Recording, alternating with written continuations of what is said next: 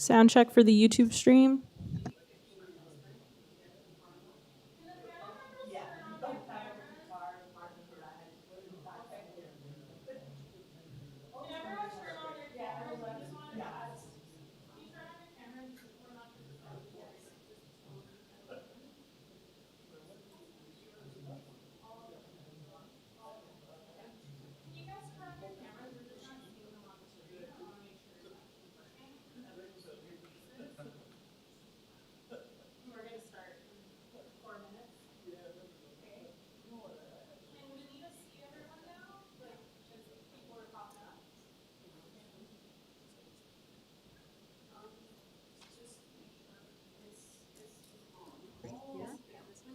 So this just stays unmuted, correct?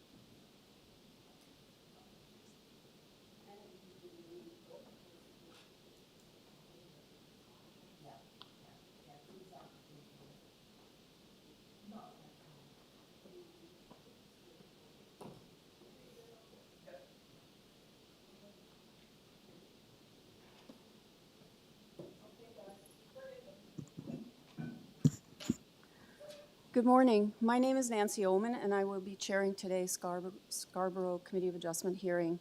With me today are Ms. McCauley, Mr. Hu, and Mr. Khan. In accordance with Sections 45 and 53 of the Planning Act 1990 as amended, this meeting of the Committee of Adjustment for the City of Toronto is called to order. The Committee of Adjustment considers applications for provisions or variances from the provisions of the zoning that apply to the property, permission to extend or alter lawful nonconforming uses, and consent to sever property to create new lots. We acknowledge that the land we are meeting on is the traditional territory of many nations, including the Mississaugas of the Credit, the Anishinaabe, the Chippewa, the Haudenosaunee, and the Wendat peoples, and it is now home to many diverse First Nations, Inuit, and Métis peoples. We also acknowledge that Toronto is covered by Treaty 13 with the Mississaugas of the Credit and the Williams Treaty signed with multiple Mississaugas and Chippewa bands. Committee of Adjustment public hearings are conducted in a hybrid in-person and virtual format. Some applicants and participants will make their submissions in person, and others will participate virtually by electronic means through WebEx, an online digital platform. The meetings are streamed on the Toronto City Planning YouTube channel, and anyone wishing to view the hearing may watch on YouTube. Those who want to participate virtually and have registered in advance will be connecting via a compatible electronic device and have the option of participating via video or audio only. All virtual participants will be automatically muted upon entry. When your item is called, you will be unmuted by the moderator, one person at a time, and we ask that you mute your devices until you are called upon to speak. Those participating by video will be temporarily upgraded to panelist when their item is called, and during this time, your camera will be enabled. You will only be visible during your 5-minute allotted speaking time, and at all other times, your video will be disabled, and you will be reinstated as an attendee. For both in-person and virtual participants, Committee of Adjustment staff will share presentations submitted in accordance with the written submission deadline. Those participating via WebEx are not allowed to use the share screen or any other panelist controls during a video appearance. The host will remove you from the panelist role if you fail to respect this instruction. People attending in person today who want to receive a copy of the decision of the committee on an application must fill out a decision request card, and those participating virtually need to submit a written request for the decision by email. Please ensure that you include your name, address, and an email address, because the Committee of Adjustment and the Toronto local appeal body known as TLAB will be sending notifications and appeal updates by email only. If you do not agree with the decision of the committee, you may be able to appeal the decision to the Toronto local appeal body known as TLAB, or in some circumstances to the Ontario Land Tribunal known as the OLT. However, the provincial government amended the Planning Act and generally removed the rights of third parties to appeal Committee of Adjustment decisions. Only the applicant and the Minister of Municipal Affairs and Housing, specified persons, and public bodies, as those terms are defined in the Planning Act, are permitted to appeal decisions of the Committee of Adjustment. Appeal instructions are set out at the bottom of the decision of the committee. I will call each item in the order listed on the agenda.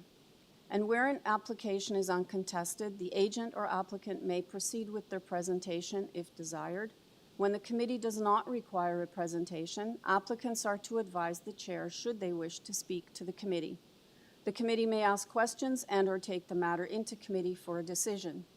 Each speaker, including the applicant or agent, will be given a maximum of 5 minutes to address the committee, and I will comment when you're reaching the 5-minute mark.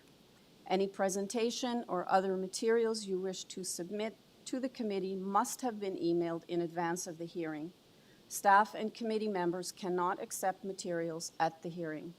When addressing the committee, please clearly state your name and address, and please remember to confine your remarks to the matters outlined in the application. The applicant or agent will proceed first and will make a presentation to the committee on the application, if required, and please note that the committee may not entertain revisions to the proposal at the hearing today. The committee may decide to defer the application if substantially revised to ensure that the revised application is accurate and that all those entitled to notice of the application are informed of the changes. Then individuals either in support or opposed to the application will be invited to speak, and generally we first call on speakers that are here in the hearing room and then those participating through WebEx. Committee members may ask questions of each speaker after they have finished their presentation. And when all the speakers are finished, the applicant or agent has an opportunity to rebut only those issues that were raised by the speakers. This will mark the end of the discussion, and the application will then be taken into committee for a decision. Madam Deputy Secretary Treasurer, are there any minutes to be approved?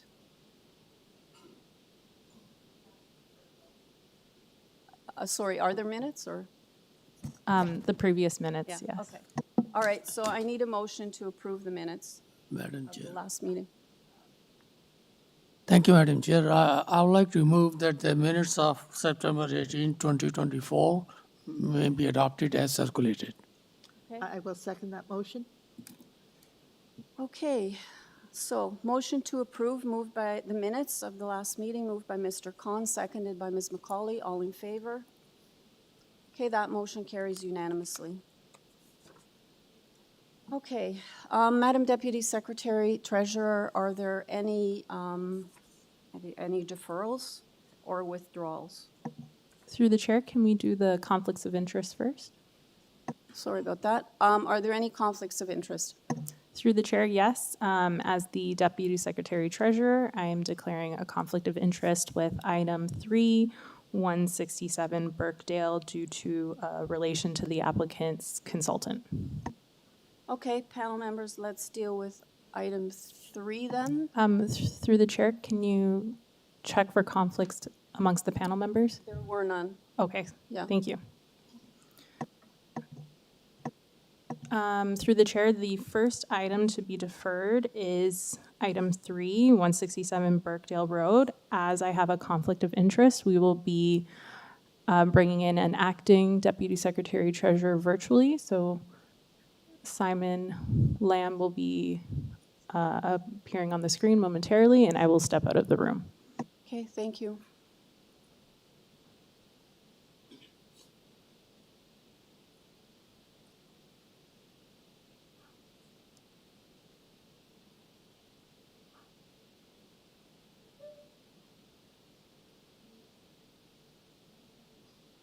Okay, I believe we have Simon. Madam Chair, I'm right here. Do you want to proceed to the first deferral? Just a second, I'm still waiting for our Deputy Secretary Treasurer to leave. Okay.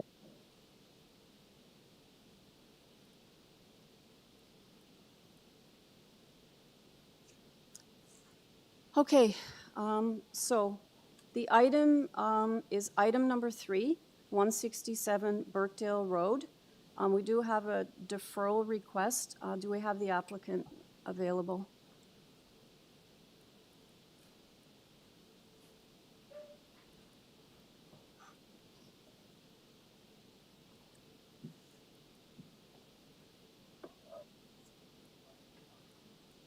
Staff, is the applicant on the line?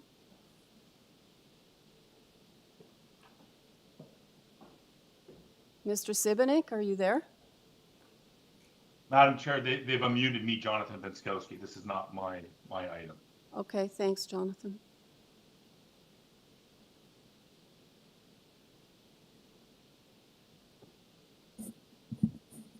If the applicant isn't there, I believe we can proceed because we have received a written request for a deferral from the applicant. Okay, thank you. Is the applicant online? Yeah, okay. Hello, my name is John Sibinik. Excuse me, I'm the applicant for 167 Birkdale Road. Hi, Mr. And Sibinik, you're requesting a deferral? Can you just let us know why? the reason is we received the staff report, I think it was October the 8th or 9th, and we also submitted an opinion letter, but I believe staff did not have a chance to review that letter. So we want to have a short meeting between our planner, SGL Planning, and the planning staff. And we have something tentatively set up for tomorrow morning, a Zoom meeting. So we would like to discuss this further. Okay. So we'll be looking at deferring it sine die, so the sooner you get your material back to staff, then they can put you on an agenda. Perfect. Okay, is there anybody in the audience that has an interest in this item? 167 Birkdale? Seeing none? Okay, panel members, can I have a motion on the deferral, please? Mr. Who? Through the chair, I move to defer this matter Sunny Die. Okay, do I have a seconder? Ms. McCauley. So the motion to defer so that planning matters can be addressed has been moved by Mr. Hu, seconded by Ms. McCauley. All in favor? That carries unanimously. Okay, thank you, Mr. Lamb. Thank you, Chair and Committee. Okay, Ashley, you're back. So, Madam Deputy Secretary Treasurer, are there any other items to be deferred? Through the chair, item 4, 17 Sunridge, is to be deferred sine die at the request of the applicant in order to revise their application. Okay, do we have the agent on the line for item number 4, 17 Sunridge?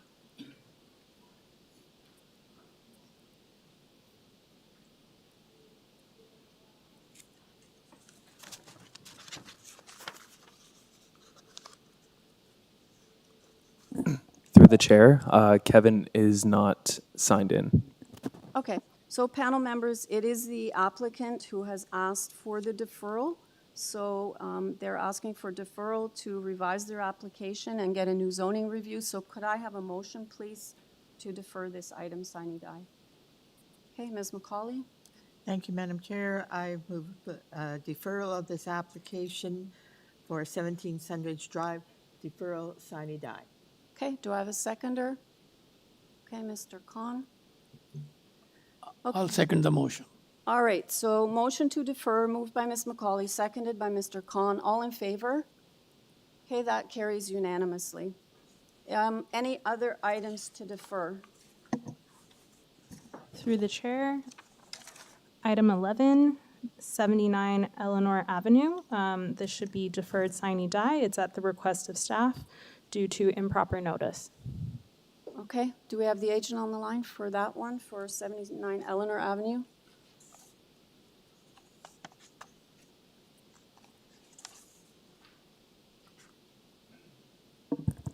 Through the chair, the applicant isn't online. I'm sorry? The applicant is not online. Okay. Can we go ahead with? Yeah, through the chair, you can proceed as this is at the request of staff. Okay. So panel members, again, I need a motion to defer sine die at the request of staff because of improper public notice. Through the chair, my apologies. There was a registered speaker. I'm not sure if they're in the room right now. Okay, can you double check? Oh. My apologies, Chair, I misspoke. You may proceed. Okay, I was flipping my sheet. All right. Okay, so I need a motion to defer sine die. As I said, improper notice was given. So, Mr. Hu? Through the chair, I move to defer this matter of 79 Eleanor Avenue, Sunny Die. Okay, do I have a seconder for this? I'll second the motion. So the motion is moved by Mr. Hu, seconded by Mr. Khan. All in favor? That motion carries. Okay, so let's go back then to item number 1, 110 Mancy Road. We have community planning report, engineering report, forestry, and Metrolinks. And I believe we have one registered speaker. Okay, do we have the agent on the line?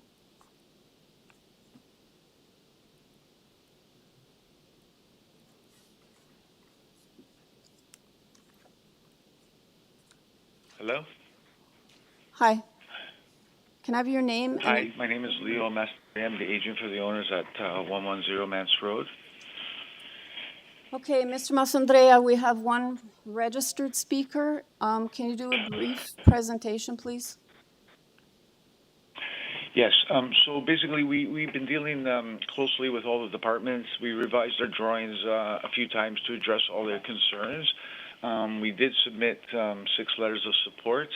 All the departments are okay with our revised drawings, and we do agree with all their conditions. And I do believe this meets the 4 tests of the Planning Act.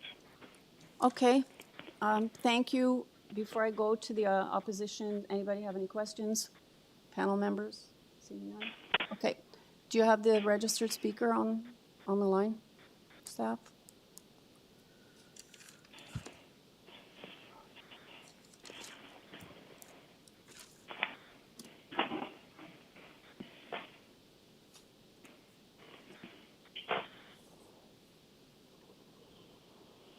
Yes? Hello. Hi. Hi. Could I have your name? Hi. This is We just need your name and address yeah, for the record, and then you can, then you have, yeah, go ahead. Lalita Sasidharan. Address is 114 Mans Road, Toronto, Ontario, M1E 3B1. Okay, you have 5 minutes if you could state your opposition, please. I am accepting the letter from the city, but I am rejecting rejecting from the property owners. I'm sorry, I don't understand what you mean. Yeah, I'm accepting the rules for the letter from the city, but whatever the owner, property owner request, I'm rejecting that. Okay, so you oppose what your neighbors want to do here. Is that what you're saying? Yeah. Okay, so you're Yes. you oppose what they want to build there. Yeah. But you accept what the city's letter is. Yes. Okay, I'm really not following you. Are you talking about the notice that you received? Yeah. Okay, why are you opposed to the building? Do you think it's too big? Can you give us some reasons? Yeah, because it's look like too close to our site. Okay. Anything else? Yeah, that's the reason. And then it's like maybe too crowded when they come too close to our site. Okay, so you oppose the setback then? Yeah. Okay, that's everything because once I go back to the agent, we won't be able to have you back to speak. Okay. Okay, panel members, do you have any questions of the speaker?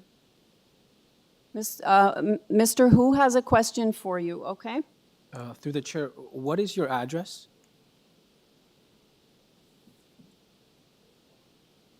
My address? Is your address 114 Mans Road? Yeah, that's right. Yeah.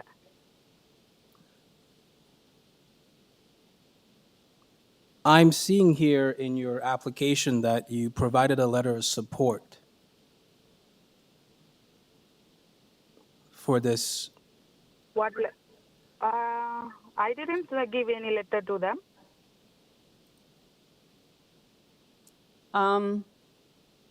Actually, we do have a letter of support. No objection.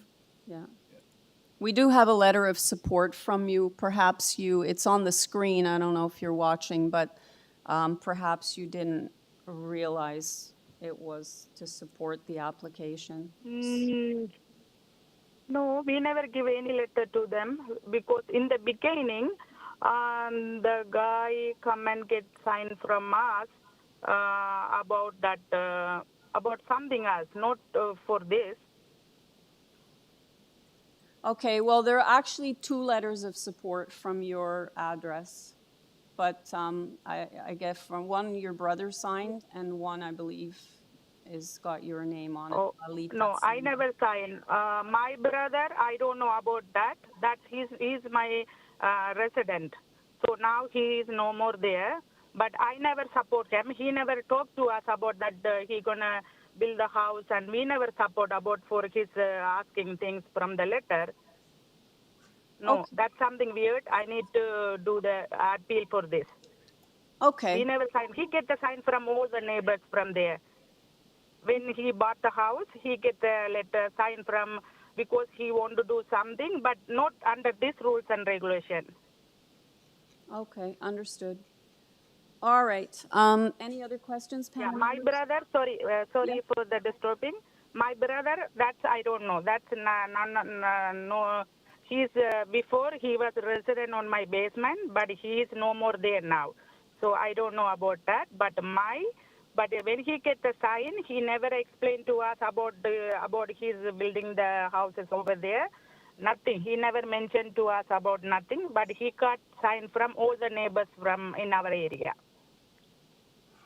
Okay. Madam Chair, I noticed that the letters that are signed are dated March of 2023.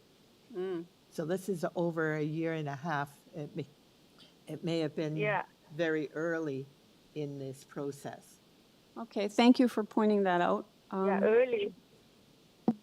Okay, so perhaps a year ago or more, you were in support and then things kind of changed, so you're no longer in support. Yeah, but sorry, that time he told us that not he didn't mention about this thing. He tell us that he want to build the house, but any noisy come, everybody okay when he start to build the house. If it's a noisy or anything, that's the time he mentioned like that, and he asked for the sign, but not about the square feet and then bringing too close to our house. That time he never mentioned anything. Okay, Ms. Sasisaran, I think we understand that you are definitely opposed to this, and I'm going to go back to the applicant now. So, Mr. Massandre, are you there? Okay. Yes. Yes. So this application has been a long process. We initially submitted the application in 2003, but then the feedback from the engineering and the forestry, we revised the layouts and the drawing. But basically, the shapes and sizes and the massing was basically the same. We had to push back the houses because of we had to give for road widening. We revised our driveway because of the try to protect the tree. But essentially, the drawings are very similar to what we submitted originally. And they did show them the drawings and get a signed letter of support from them specifically. So I don't know. Like I said, this has been a long process. We didn't go back because the drawings didn't really change. It was just the location on the site that changed due to the forestry and the engineering department. In terms of the location, did you say you just pushed them back, or did it move closer to the to 114? Oh, yes, we had to push them back because we gave 3 meters of our frontage away for road widening, which pushed our front yard setback What about the side yard to 114? roughly about the same, 3 meters. So the side yard stayed the same? Side yard was the same, yeah. Okay. Panel members, do you have any questions? Essentially, the buildings didn't change much, just interior layouts. They're basically the massing, the sizes, everything was almost identical, just to deal with the forestry and engineering and the road widening. We pushed it back and we revised the driveway on the south lot. Okay. Panel members, do you have any more questions? Which also actually affected our coverage because once we gave up that land, initially we almost complied, but then by giving up the land for road widening, we removed it from our lot area. Okay. Panel members, do you have any questions? Mr. Khan has a question for you. Thank you, Madam Chair. Through you, I just want to ask to educate myself and learn a little bit more. 2 charge level you don't have, but how you are going to provide if it is required? Sorry, which? I didn't understand the question. Sorry, the which? Electrical charges. Electric charge? Yes. Yes, we will provide those. Yes. Whom do you contact and how do you provide?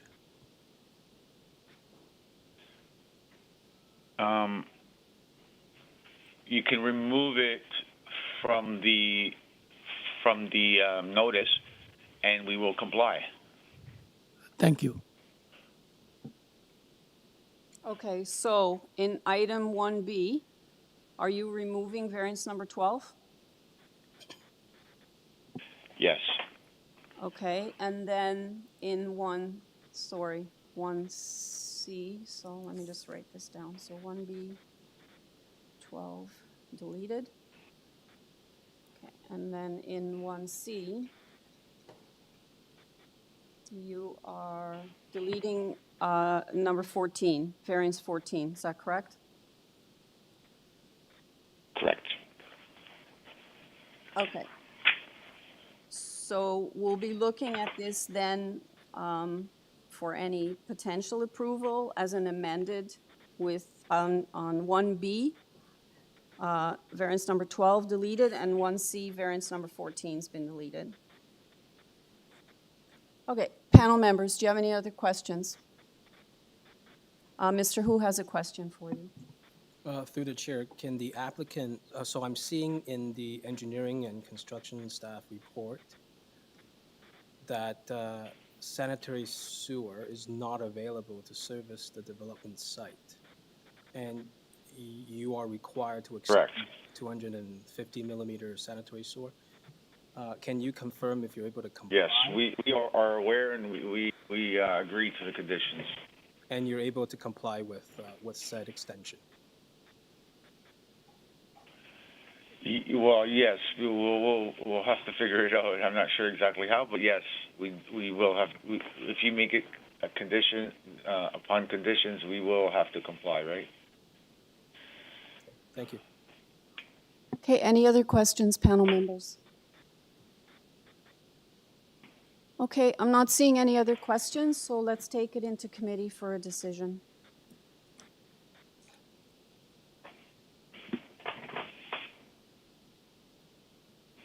Okay, Mr. Hu. Through the chair, I move to approve this application subject to the amended revisions to the variances and subject to the urban forestry conditions, engineering and construction service reports, as well as Metrolinx report conditions. Looking at Through the chair, community planning. and community planning report conditions as well. Looking at the neighborhood, I'm satisfied that this application meets the 4 tests under the Planning Act, and that hearing that the applicant can comply with all the municipal requirements regarding sanitary sewers. I believe the conditions under consent to sever can be complied as well. I therefore move to approve this application as amended and subject to the conditions from various agencies.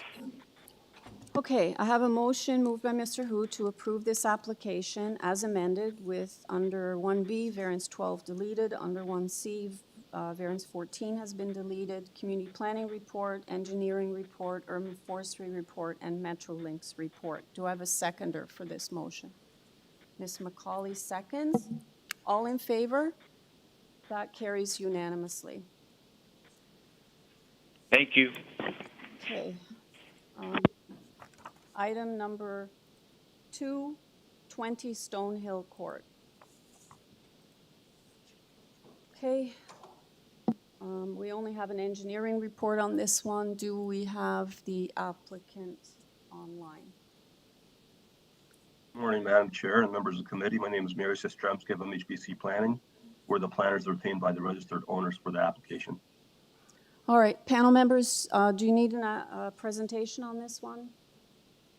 Okay, we'll go straight to questions. Anybody have any questions of the applicant?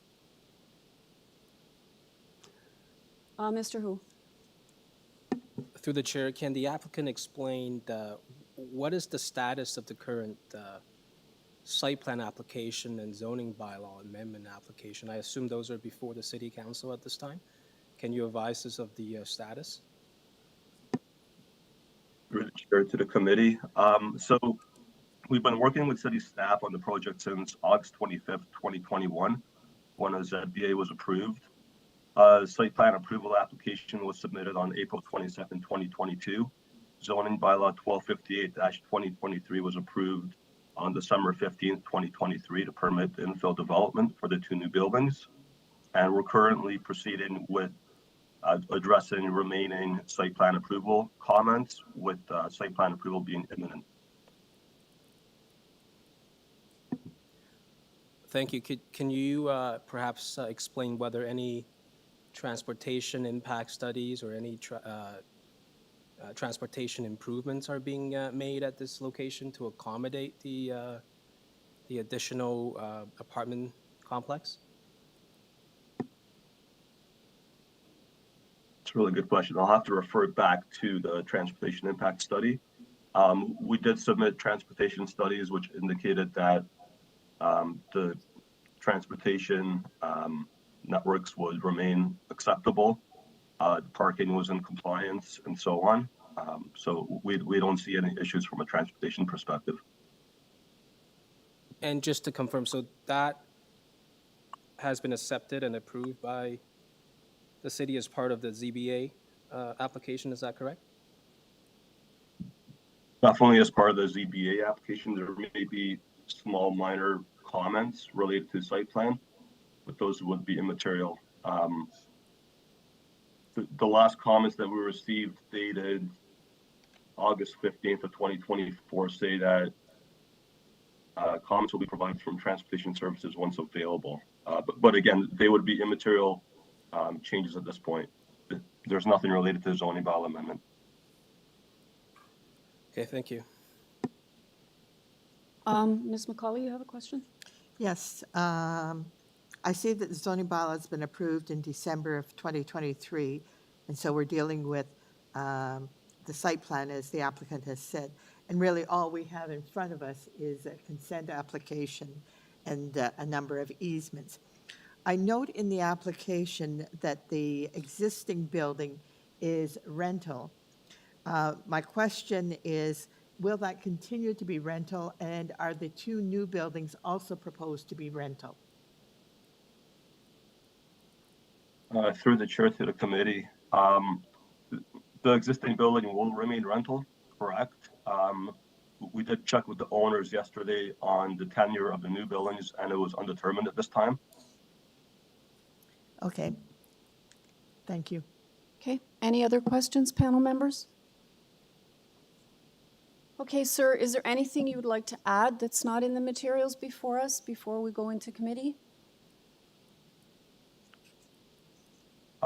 I believe that you have everything. The only thing that I want to add as well is, in our opinion, the proposal meets the development criteria that are statutory requirements under Section 151-24 of the Planning Act, and we would request that the committee grant approval of the requested consent. Thank you. Okay, panel members, we are in committee, any feedback or motion? Ms. McCauley? I'm prepared to put forth a motion if there's no other issues. Go ahead. Okay. I move approval of this consent application to create 3 lots and a number of easements, subject to conditions of engineering and construction services. Do I have a seconder for that, Mr. Khan? I'll second the motion. Okay, so motion to approve the application, moved by Ms. McCauley, seconded by Mr. Khan. All in favor? That carries unanimously. Thank you. Okay, items 3 and 4 have been deferred, so let's go to item number 5, 196 Generation Boulevard. Okay, this is to construct a single-story addition in the rear yard to an existing 2-story detached dwelling. And I am not showing, actually I am showing one neighbor in opposition. Do you have that 2 neighbors? So you're here for 196 Generation Boulevard? Okay. So there's 2 of you in person here? Okay, is there someone online also? Through the chair, Yeah, the that's- agent's online. Just the agent, okay. So can we have the agent then, please? Okay, can I ask the 2 speakers to come forward, and then first we'll hear from the agent, and then you'll have an opportunity to speak. There's spots to sit in the front here. So only one person is speaking then? There's still time to change your mind. Okay, if I could have the agent, please. Just sit. Just sit anywhere that's comfortable. There's a bench right there.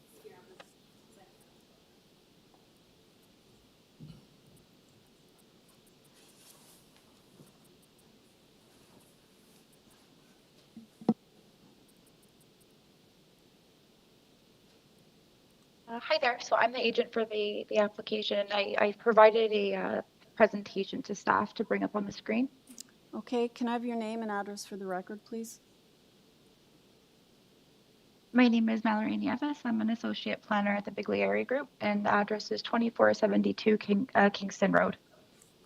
Okay, so you have 5 minutes to do a presentation, and then we'll hear from the opposition. Through the chair, we're just pulling up Okay, the thank you. presentation. Okay, so you can wait until the presentation comes up before starting. Okay. Is there a specific spot in the presentation that you want on screen?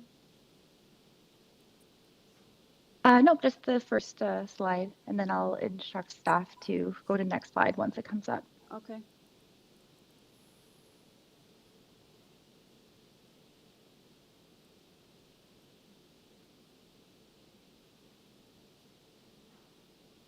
While we're waiting, you're aware of the planning report and the TRCA? Yes, And the TRCA that's right. Yeah, we're in requirement support of.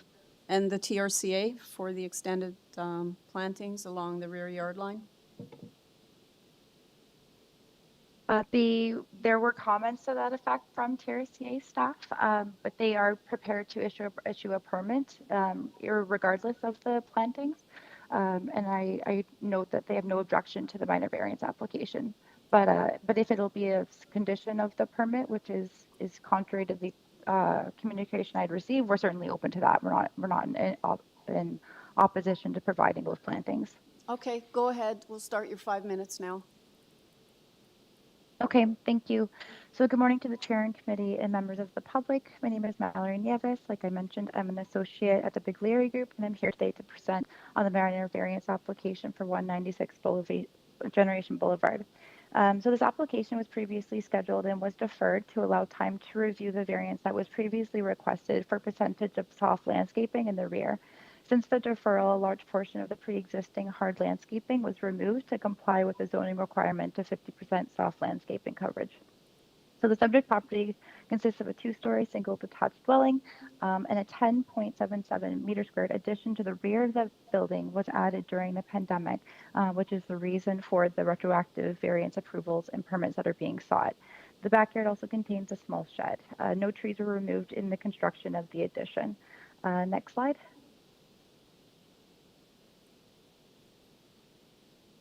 Sorry, yep, thank you. Here are the photos of the subject property showing the front of the dwelling, the addition in the rear, and the shed at the back of the property. Next slide. The subject property is designated neighborhoods and is zoned residential detached with exception 594. Next slide. So the variances being sought are for building length, where the maximum is 17 and 19.15 is being proposed. Building depth, where the maximum is 19 and 19.7 meters is being proposed. Minimum rear yard setback, where the minimum is 8.75 meters and the proposed is 7.71. And roof projections, where the maximum is 0.9 and the proposed is 1.23. As noted previously, application was revised to remove any required variance for soft landscaping, as the hard landscaping that was present in the backyard was cut back to comply with the zoning provisions. Next slide. Here is the site plan for the site. You can see the addition located at the rear of the building, which does not span the width of the entire dwelling. The area of the addition is 10.77 meters, as mentioned, and the addition was placed on the pre-existing deck. Next slide. So it's my opinion that the four tests are being met. The proposed variances meet the general intent and purpose of the official plan and the zoning bylaw. The variances related to the length of the building due to the addition and the eaves do not represent an overbuilding of the lot. Under the zoning bylaw, the permitted lot coverage is 50%, while the proposed lot coverage is 37.2%. The variances are desirable and appropriate for the development of the land, as the addition is a relatively small addition to the livable area of the dwelling and does not span the entire width of the dwelling as noted. The variances are also minor in nature as it does not negatively impact the community or neighbors. I note the letters that have been provided by nearby residents in regards to the application, regards impacts related to drainage and stormwater infiltration. TRCA has reviewed the application and have no comments and are in a position to issue a permit. Next slide. In addition, we've reviewed planning's comments and recommendation of approval, and we are in support of that, as well as urban forestry and ravine staff. There no objection to the application. So with that, I'm open to any comments or questions from committee, the chair, and members of the public. Okay, panel members, before I go to the opposition, any questions? Ms. McCauley? Yes, I have a question to the applicant. I am looking at figure 1, the site plan, and it shows that they built I believe it's a sunroom over top of the deck, but it's also showing the hard landscaping in the rear yard. Is that hard landscaping, has that been taken out? That's correct. So through the chair, with our initial application, the hardscaping was extending further back from where it's currently shown. And we were looking for a variance that was relatively aggressive related compared to what is permitted. So following our initial application, planning staff had expressed an issue with the degree of hard landscaping. So the landowner cut back the landscaping, removed it to comply with the 50% soft landscaping in the rear. So we don't require a variance for it anymore. And as we've removed that portion of the hard landscaping. But you still have 50% of the rear yard in hard landscaping, is that correct? Yes. So the zoning requires 50% soft landscaping, and we do have 50% soft landscaping in the rear. Yes, the community planning has asked that this application be tied to the site plan, and I'm just ensuring that the site plan I have in front of us, figure 1, shows that 50% of that rear yard is in hard landscaping, and 50%, I guess, is soft landscaping and a shed. So I just want to ensure that that hard landscaping is, you haven't taken out that hard landscaping. No, that degree of the hard landscaping that's shown on the site plan that's up on the screen, that is existing. And it was more extensive, but it was cut back since. So what's being shown right now is compliant with the zoning. Okay. Why did you only cut back a portion of this? As I understand, the issues here are that this lot backs onto a ravine. There's ponding, or should have been ponding, in the rear yard with stormwater drainage going into the rear yard. And that has been interrupted by providing additional hard surfaces, both the building and the hard landscaping. Why did you not take out all that hard landscaping to allow additional drainage in that rear yard? So I think part of the decision to cut it back to the extent that we did was to comply with the zoning. So we cut it back to comply with the 50% soft landscaping requirement. As far as we know, it hasn't been brought to our attention by engineering staff or city staff or TRCA staff that the hardscaping was causing any drainage issues. Like I understand, of course, the requirement for the 50% soft landscaping requirement, it was related to drainage, infiltration, allowing rain to reach the soils, which it has been cut back now to comply with that zoning requirement. So we don't have any comments from TRCA or engineering that would suggest that there's any further need to cut it back beyond what's required by the zoning bylaw. Okay, thank you. No further questions. Okay, we'll go to the opposition and we'll have you back after we hear from the opposition. So if I could have your name and address, sir. Okay, my name is Walter Borden. I live at 124 Grand River Boulevard, which backs onto the property we're talking about. Most of what you heard just now is not factual. The backyard at that 194 Generation Boulevard is not 50% soft ground. This lady over here on the right caught on right away. To do justice to it, you can't do it in this environment. You almost have to go see it. Because what it amounts to is draining an envelope through a postage stamp. Okay? Has anybody read my submission that I put in? Two pages? Yes? No? Yeah. Any questions on that? I don't have any questions, no. Because I think if you digest that, that'll lead you to the only reasonable answer, which is to not approve this application. Sir, can you speak into the mic, please? I thought I was. Can you hear me now? Thank you. Okay. The situation is this. I bought 124 Grand River Boulevard in 1985. At that time, my kids were small.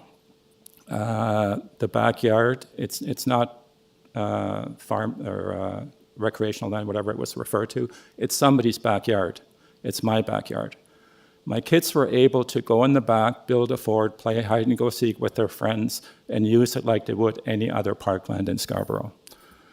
In the early 80s, when those houses were built on Generation Boulevard, whatever the zoning is today, wasn't adequate to take all the water away from the lot, except for two facts. One was that the storm sewers from the houses were drained into the city the downspouts from the building's roofs were drained into the city storm sewer, which took probably 60 or 70% of the water that fell on that lot away. Also at that time, there were concrete drainage basins in the back of some of the lots on Generation Boulevard, which I presume were also linked into the city storm sewer. So the waterfall onto the property and the dissipation of it was roughly in balance, primarily because most of it went into the storm sewer. As I'm sure you all know, in 2007, the city mandated that that could no longer be the case. All of the houses, including on Grand River Boulevard, had to disconnect their downspouts from the storm sewers. So the water that used to go away through the storm sewer now had to go somewhere else. It wasn't going to stay on the little backyard on Generation Boulevard for a number of reasons, not the least of which is that it's elevated higher than the adjacent properties, and it's sloped in such a way that the water can only run off that lot and not be absorbed by the open land. Particularly in the spring, when the ground is still frozen, the snow melts, it doesn't sink into the ground, it runs downhill. The rainfall doesn't sink into the water, it runs downhill. Running downhill means it goes into this gentleman's basement next door, and it goes into our backyards on Grand River Boulevard. If you remember the letter, it gets progressively worse from 2007 on. We're at the point now where I think because of climate change, more rain, longer rainfalls, etc., more rain comes down and more rain comes onto our property to the point where my next door neighbors who have lawn services can't get their backyard grass cut because it's a swamp.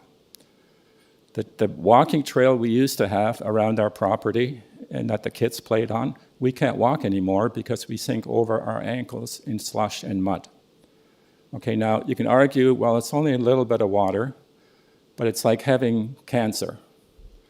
You know, even a little bit of cancer, when you have more cancer, when you have cancer already, is not a good thing. There's, under no reasonable circumstances does it make sense to put their neighbors more at risk than they were before, simply because the city doesn't want to have that water go out through the storm sewers. Okay, now I walked the Generation Road and I talked to some of the neighbors of this particular property, and they reconnected to the storm sewer because the water that was coming off the front was freezing in the spring and the winter and made it impossible or unsafe for them to walk across their property to their front door. So they realized there's a problem, okay? They've looked after themselves, in a sense, because they want to make sure that they're safe. But the backspouts coming down don't matter because it goes onto somebody else's property. Mr. Borden, I do need you to wrap up. You have 4 seconds left. Well, I wasn't coming here to do a speech. I came basically to answer any questions you might have based on my written submission. So I'm open to any questions you have. Okay, panel members, anyone have any questions? Ms. Okay. McCauley? Yes, I have a couple of questions. Sure. I assume you wrote the letter. I wrote the letter. Okay. And it's a good letter. It goes through the history of this area, and it raises a couple of issues, which you've addressed. The issue here is that the stormwater was disconnected Right. from the front, and the stormwater in the back was directed into catch basins at the rear of the lot, and those have over time been disconnected. Is that I wouldn't say it was directed into the storm basins. It kind of pooled and then grew over to the storm basins. But I've walked to the back of the property where I think I remember one of the storm basins was, and I can't find it anymore. Yeah. Over time, this is 1980s probably development. So in the past 20, 30 years, we have seen throughout Scarborough where there was rear yard swales or catch basins in the rear yard. The new owners would come in and say, I don't want that in my backyard, and they would fill it in. That's what I think happened. And that's, Yeah. I think, what has happened here, is it's got filled in, and you've got a problem. The second thing I see here is that this is a sunroom. It's already built. Can you confirm that? Is the sunroom built over? Yeah, it's built. Sure. Yeah. I can Through ask the chair, that's and correct. I think that's correct. So, And actually, it has a downspout right in the middle of it, which runs into this gentleman's basement. okay, all right. So we've got a couple of problems here. There isn't much we can do about the sunroom. It's already built. Well, there's lots you can do. Well, we could refuse the sunroom, but that's not necessarily the best solution for everybody. The best solution for everybody, and an improvement, is to increase the amount of permeable rear yard. It'll help, to your point, if they take out the rest of the paved. Yeah. Half the backyard is paved. Let's be honest about it. And again, I'll say you almost have to see it in person. A picture, somebody talking to it doesn't do it justice. But even if it was open ground, because of the elevation, because of the sloping, because of the fact that in the spring, when most of the runoff happens from the snowmelt and rainfall and so on, the underneath is still frozen, it's not going to sink in. It's only going to go to a neighboring property. And again, it's not life-threatening in our situation because we have enough of a buffer between our house and the back of our lot. But if the lots ever were to be redeveloped, or if the neighbors insisted on building not a retaining wall, but a swell, to bring our property up to the same level as 194 Generation or 196 Generation Boulevard, it would develop huge problems on Generation Boulevard because their property would not drain into our property anymore. Okay, thank you very much. That's the extent of questions to this speaker. Okay, anybody else? All right, can we go back to the agent then? Thank you very much. So there's no more questions on anything I wrote? No, there's Okay. no more questions. Thank you. very much for coming out. Can I have the agent, please? Can you please confirm whether this has been built or not? I guess just before you address the issues raised. Through the chair, that is correct. It has been built. In that photo that was just up on the screen, you can see the presence of the addition and that it has footings underneath of it. It's not built into the ground. It does not have an underground component. It was simply an extension of the main living space on the first floor. So I can address a little bit of the comments. Well, I'll try my best because, I just want to note that we are discussing issues that typically qualified engineer will speak to regarding drainage, drainage patterns, infiltration, matters of that type. So I don't disagree that maybe there's been a change in the drainage patterns or quantities over the last few decades. But what I do, want to point out that I'm not of the opinion that the variances being sought today at committee are the reasons for these larger issues that could be caused by a plethora of considerations that only an engineer essentially can weigh in on. I understand the experiential um, uh, uh, realities of what landowners deal with, and to the points about the downspouts being disconnected and things changing in terms of the city's policy over the years. But it's not my belief that this small addition to this dwelling, or the hard landscaping for that matter, is the reason for these larger issues. The other thing I'll note is that there is a wetland in the ravine behind the property that TRCA is aware of and considered in their comments. Uh, so I don't, you'd have to be a hydrologist to, look at the nature of that wetland and to see if it has gotten wetter, larger over the years. So I'll just say that. And again, if for some reason a condition of approval would be revisiting this hard landscaping, I think we would be open to it. But again, it's not a variance that's been identified in the application. And all we're looking at is building length, the depth, the nature of the rear setback and the eaves. And as I mentioned, we're well within the permitted lot coverage for the area. So I understand the neighbors' concerns, but in my mind, with all things taken into account, I don't believe it's a reason to defer or reject the application. No. Can you tell me, was this built without a permit? That's correct. It was, and I in no way am defending the building of the structure without a permit. It's my understanding that the landowner built it to get some extra livable space during the pandemic, and I guess this, with everything that was going on, they probably they regret now going and doing that work without a permit and going through the required steps to get the variances in the permit, and they're looking to rectify that now. Okay. Any other questions, panel members? Okay, we're in committee.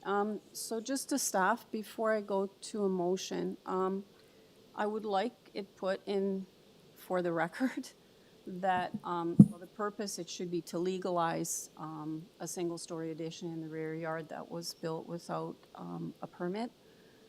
Also, I would like something for the record that the applicant will be revisiting the amount of hardscape in the rear. And finally, that the committee members do not condone construction without an authorized building permit. And with that, any comments? Ms. McCauley? Yes, I would like to take up the applicant's proposal that the hard landscaping in the rear yard be deleted, that be converted to soft landscaping so that the entire rear yard is soft landscaping. I would approve the sunroom. It's already built, so I think it's too harsh a condition to refuse the sunroom. But I would also then take a change to the community planning staff's report that they build in accordance with the site plan, because the site plan that they are attaching here includes that hard landscaping in the rear yard. So I would like to recommend approval of this application, subject to deletion of the hard landscaping in the rear yard as proposed by the applicant, and not subject to the community planning's request that it be developed in accordance with the site plan. Okay. Can we do that? as a condition, Ashley? Madam Deputy Secretary Treasurer?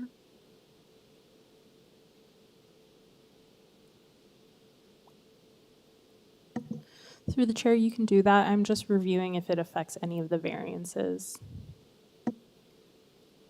Yeah, there are no variances for the landscape, so that's why I'm asking. Through the chair, that can be made a condition. It can be a condition? Okay. Okay, so a removal of the hardscape in the backyard. That's right. Okay, and then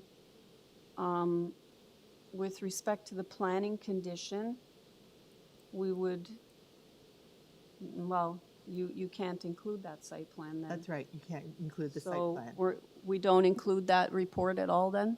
Yeah, through the chair, it would just be subject to the condition that Member Macaulay presented on the floor and not subject to community planning.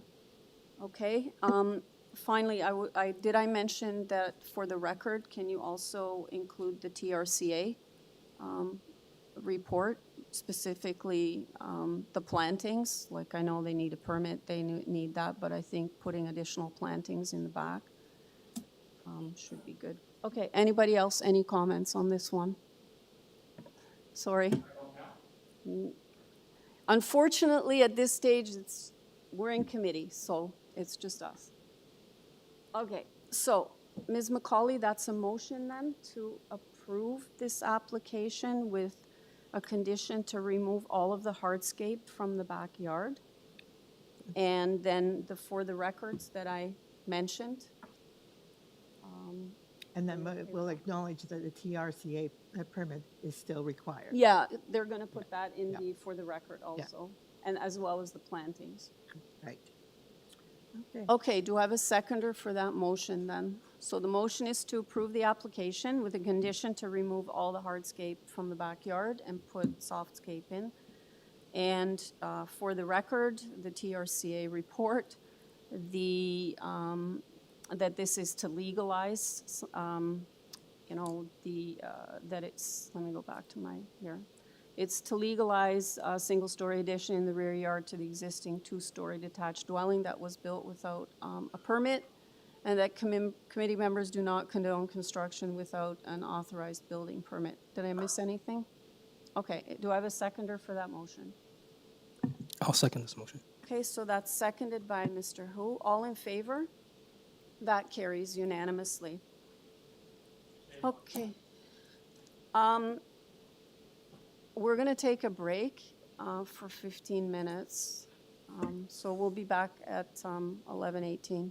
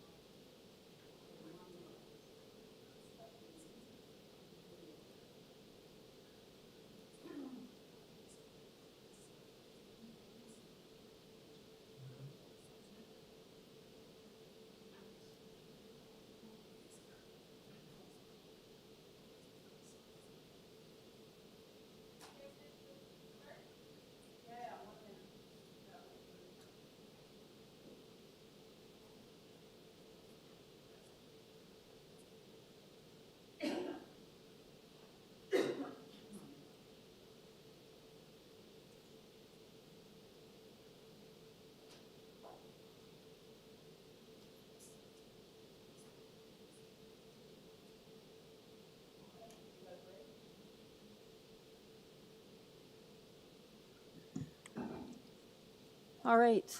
The next item is item number 6, 1430 Birchmount Road. It's to construct two-story industrial buildings with private storage. I don't have any speakers listed. Do we have the agent on the line?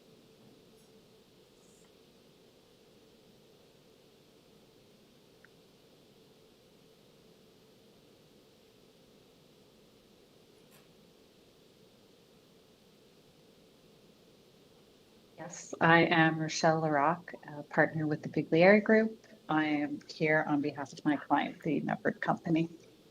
Okay, thank you. Panel members, can we go straight to questions? Or do you need a presentation?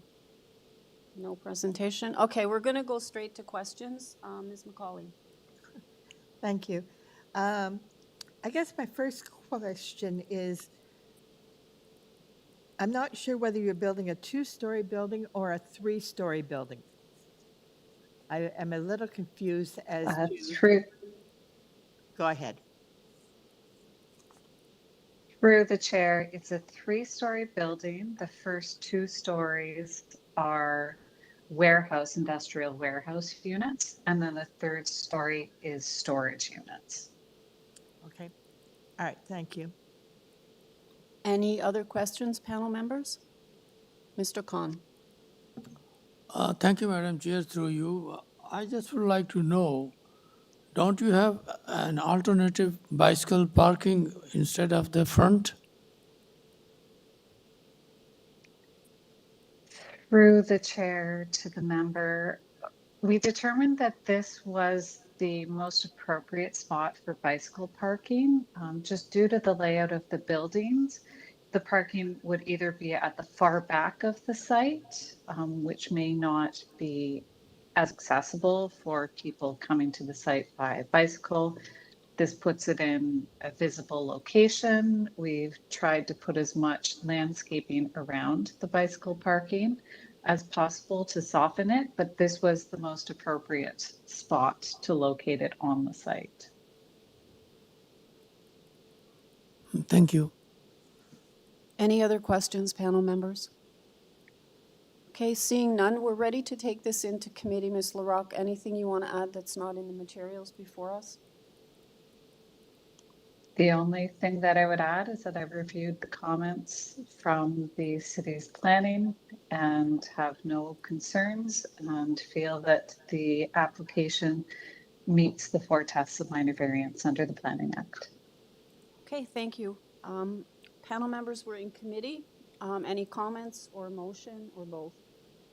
Ms. McCauley? I don't know, I see the light on, so I'm not sure.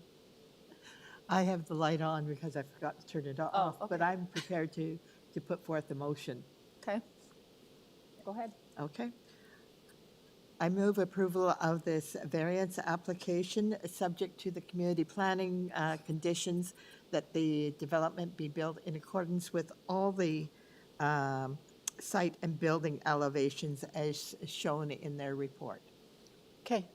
Do I have a second? I'll second the motion. Okay, so I have a motion to approve the application, including the planning report conditions, moved by Ms. McCauley, seconded by Mr. Khan. All in favor? That carries unanimously. Thank you. The next item is item number 7, 152 Audrey Avenue. This is purpose is to construct a 1-story addition and a deck in the rear yard. We have 2 variances before us, and I do not show any speakers on this one. Okay, do we have the agent on the line?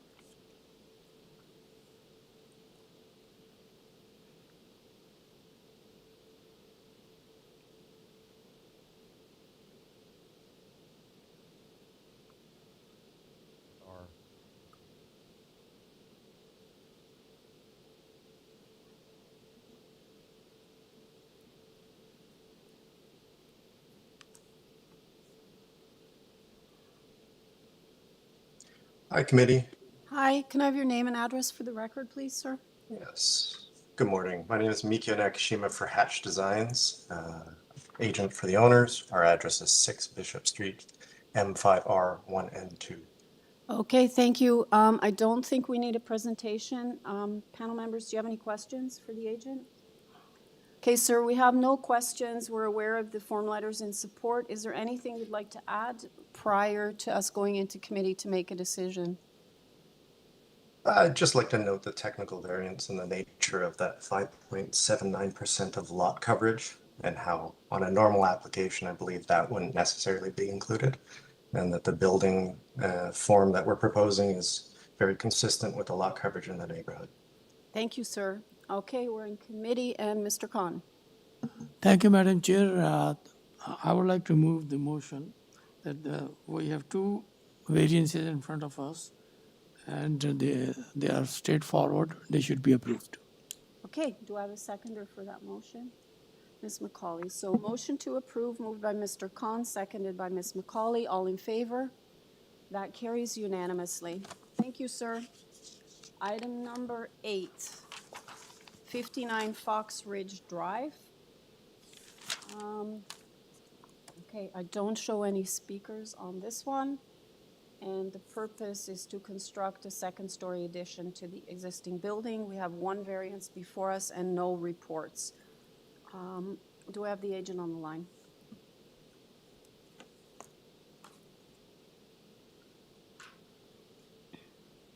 Okay, go ahead.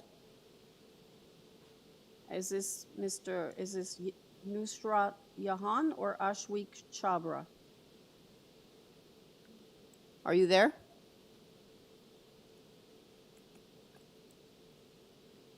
Side Ashwik Chabra, and my address is 99 Dowling Avenue, Toronto, Ontario, M6K3A2. Thank you, sir. And so, you know, we have only one. Right. Yes, please go ahead. I was going to say, I don't think we need a presentation. Let me just check if there's any questions. Okay, the members don't have any questions. Sir, is there anything you want to add that's not in the materials before us? No, I'm good. Thank you for asking. Okay. All right, we're in committee, panel members. If I could have a motion or comments. Mr. Khan. Thank you, Madam Chair. One variance in front of us. Like to move this application be approved. Okay, do I have a seconder? I'll second the motion. Okay, motion to approve, moved by Mr. Khan, seconded by Mr. Hu. All in favor? That carries unanimously. Thank you, sir. Thank you very much. Okay, item number 9, 448 Aylesworth. This is an application to construct a second-story addition to the existing rear yard detached garage. We have 3 variances before us. We have community planning report and 16 signatures in support, and I'm not showing any opposition speakers. Do we have the agent on the line?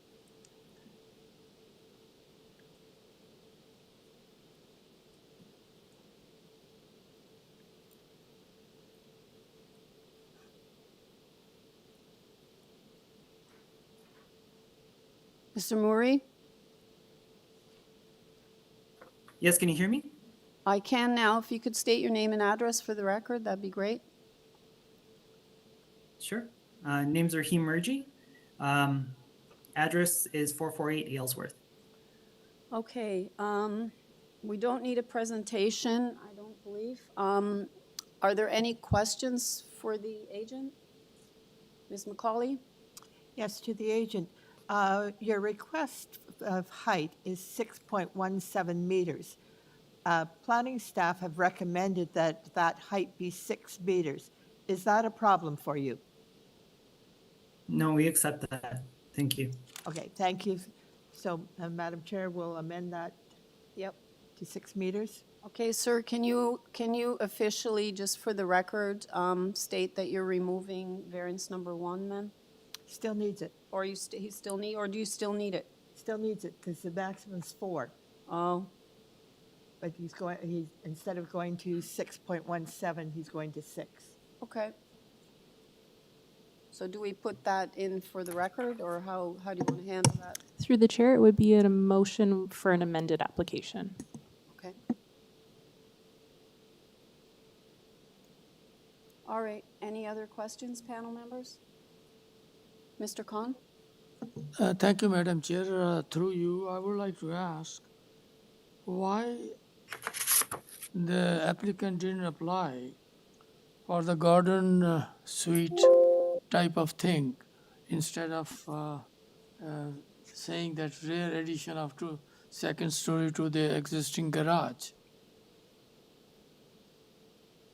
Because you are asking, I guess in variance number 2, you are asking number of stories too, when only 1 is allowed.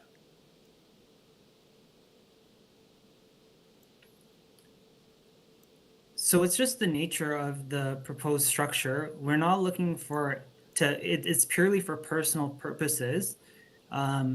We don't want to have it as a formal living space. So we found it was an unnecessary avenue to proceed. And the neighbors that we did chat with, again, they were very supportive of the current application. There was a couple of neighbors that their concerns or their questions to us was, is this going to be for living purposes? Because their items that came to their mind was, well, what about parking? What about getting tenants that, additional tenants? So this was the cleanest way. It's in keeping with our stated purpose of just personal use.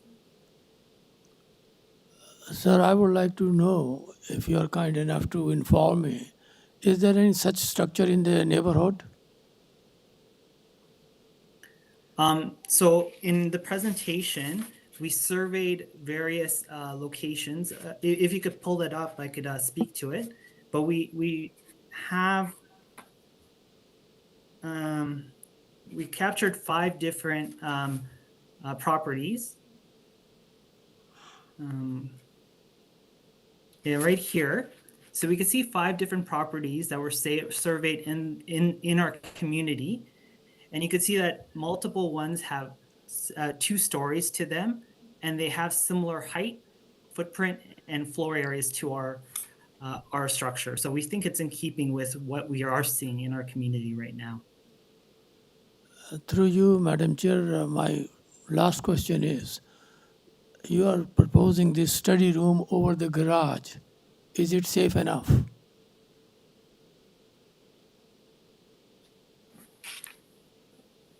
And when you say safe enough, in what context? I'm in study room. You will be studying, and then there is a garage in the bottom, a lower portion. So there is carbon monoxide and gases, stuff like that. It is unsafe. And do you think the study room is safe enough? Oh, well, we intend to actually have like actual put like drywall on the first floor. Thank you, sir. Thank you. Any other questions, panel members? Okay, sir, is there anything you want to add before we go into committee that's not in the materials before us? No, I do not. Thank you. Okay, we're in committee. Anybody have any comments? Okay, so we'll be looking at amended application. Variance number 1 is to read 6 meters instead of 6.17. And the community planning report. Okay, any comments, a motion? Okay, go ahead, Mr. Hu. Thank you, Chair. Through the Chair, I would like to move to approve this amended application, subject to the community planning report conditions.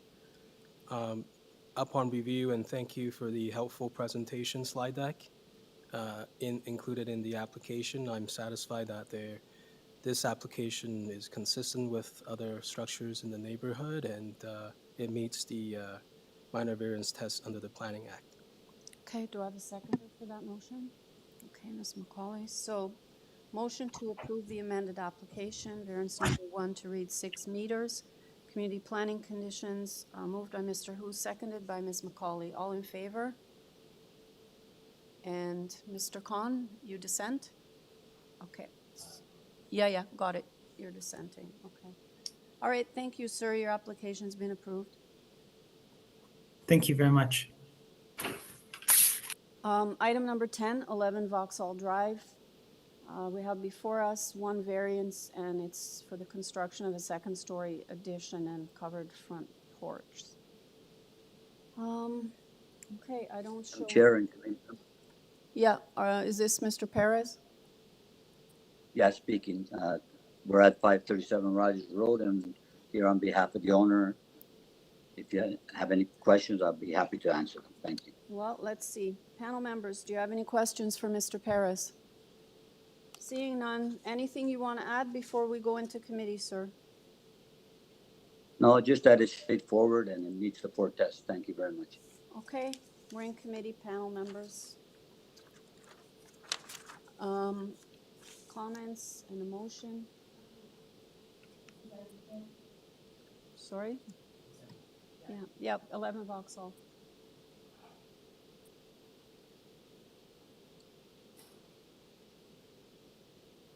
Okay, I need a motion from somebody. Okay, Ms. McCauley. Okay, I'll move approval of this application. In accordance with the community planning, it's recommended that they build in accordance with the site plan, the basement, the 1st floor, the 2nd floor plans, the drawings, and the elevations.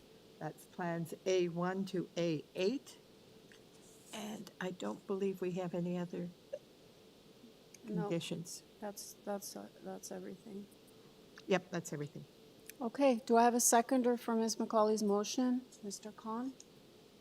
Okay, so the motion is to approve the application, including the planning conditions, moved by Ms. McCauley, seconded by Mr. Khan. All in favor? That carries unanimously. Thank you, sir. Item 11. Thank you very much. Okay, Thank you. you're welcome. Item 11 was deferred, so item 12, 23 Milliken Boulevard. We have before us one variance, and it's to permit a retail use in Unit B10. And I just have the agent. I have no other speakers on this one. And the agent is here in person. If you can just identify yourself for the record, sir, please. Yeah, good morning, Mr. Chair and member of committee. My name is Harry Zhu from Can Arcadis. you speak up, or is the mic on? I think, hello, can you hear me? That's good. Okay, perfect. Yep, so my name is Harry Zhu, planner from Arcadis, and I represent the owner of 23 Milliken Unit B10. And the address is 55 St. Clair West, for myself. Thank you. Okay, thank you, sir. I'm not sure we need a presentation. Panel members, do you have any questions for Mr. Zhu? Ms. McCauley? Just a quick question. How long have you been operating here? Through Ms. Chair, so the business has been operating in this plaza at least for the past 5 years, but in previous in the first 4 years it has been operated under a lease in a different unit, and then I believe the owner purchased this unit back in last year. So this technically is a new unit, new business, but it has been in the plaza for several years. Yeah. Oh, okay, I have a follow-up question. This is an industrial complex with a lot of small units, and a lot of applicants have come before us for a portion of it to be retail and a portion of it to be the warehousing. When the owner was in the other units, did he get approval for a retail component? Through Ms. Chair, so as you can see in the planning staff report, as well as the councillor's letter that's attached to it, it all cross-reference to the previous 2 applications that's actually in the same property, the same plaza, and it all adds to this kind of free. I think they all under the very similar business type. Basically, it's a freezer store, for dim sum and other, small food. And they all have requested and got approved for the minor variance for a small retail auxiliary component on it. So we are requesting pretty much the same thing as the previous minor variances. Okay, thank you. Yes, I'm aware we've had a number of variances in this complex for exactly the same thing. Portion of it retail, the remainder supposedly industrial. Okay. Any other questions, members? Mr. Hu? Can the applicant please advise, what do you reckon to be the percentage of the business that will be used as retail and the rest for, I guess, other purposes or wholesale? Through Ms. Chair, so I think in the discussion with the city planning department, as well as when they actually started this one, the city also visited the site to check on the actual uses of the thing, and we were notified that the main component would be just to have an auxiliary retail component in the zoning bylaw as a minor variance relief. That would be sufficient. In the zoning bylaw, as well as in all the previous approved minor variances, there were no description about the percentage of it. So we were notified, and it's our understanding that the main use of the unit, it still has to be a freezer, it still has to be a warehouse. So the retail has to be an ancillary use, and then when we say the ancillary use, it follows the zoning bylaw definition. And as you can see in the floor plan, that's currently there, and we are not making any amendment or adjustment to the floor layout. The area that's not in the freezer, pretty much out, is the area that's been defined to be used as a retail component of it. and any changes to the layout is not included in the minor variance. The condition says that we have to be significantly in conformity with the plan that we submitted. So I guess all I want to confirm is whether you could advise and confirm that the retail will be ancillary use. Can you confirm that? Yep, through Ms. Chair, I can confirm that. So the main business will be still freezer. Thank you. Yeah. That's sufficient. Thank you. Any further questions? Mr. Khan? Okay, Madam Chair, through you, I would like to, or I would appreciate to know the unit B10, how big it is. It is the entire building or entire floor or small area? Through Ms. Chair, so that is a pretty small. If you see the drawing, that building generally is a large commercial building, and it has like at least 20 units in it, and we are one of them, so it's B10 unit, and so this minor variance is solely for that unit. My apology, I don't have that number on top of my hand, but like I believe it's a relatively smaller unit that should be. Yeah, that is not the entire building. Yeah, I can check on the, if you need a number, I can check on the plan right away if you need that. Sir, could you tell me what kind of products will be used as a storage? Okay, yeah, through Ms. Chair. So the business right now is to store like the frozen food. So it's basically some Chinese dim sum, and also other frozen element that is associated with the preparation and cooking of dim sum. And they also do store some frozen like cooked food as well. So yeah, it's all about those like in that general cuisine level. Yeah. Thank you. Mr. Khan, the unit size is on the screen if you want to see it. You're welcome. Any other questions, panel members?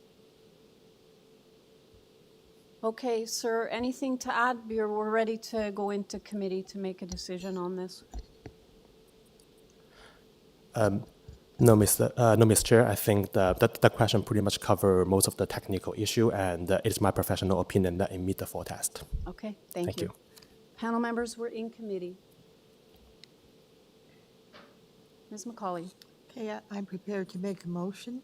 As I've said, we've seen a number of the units in this development come forward to us for a component of retail use.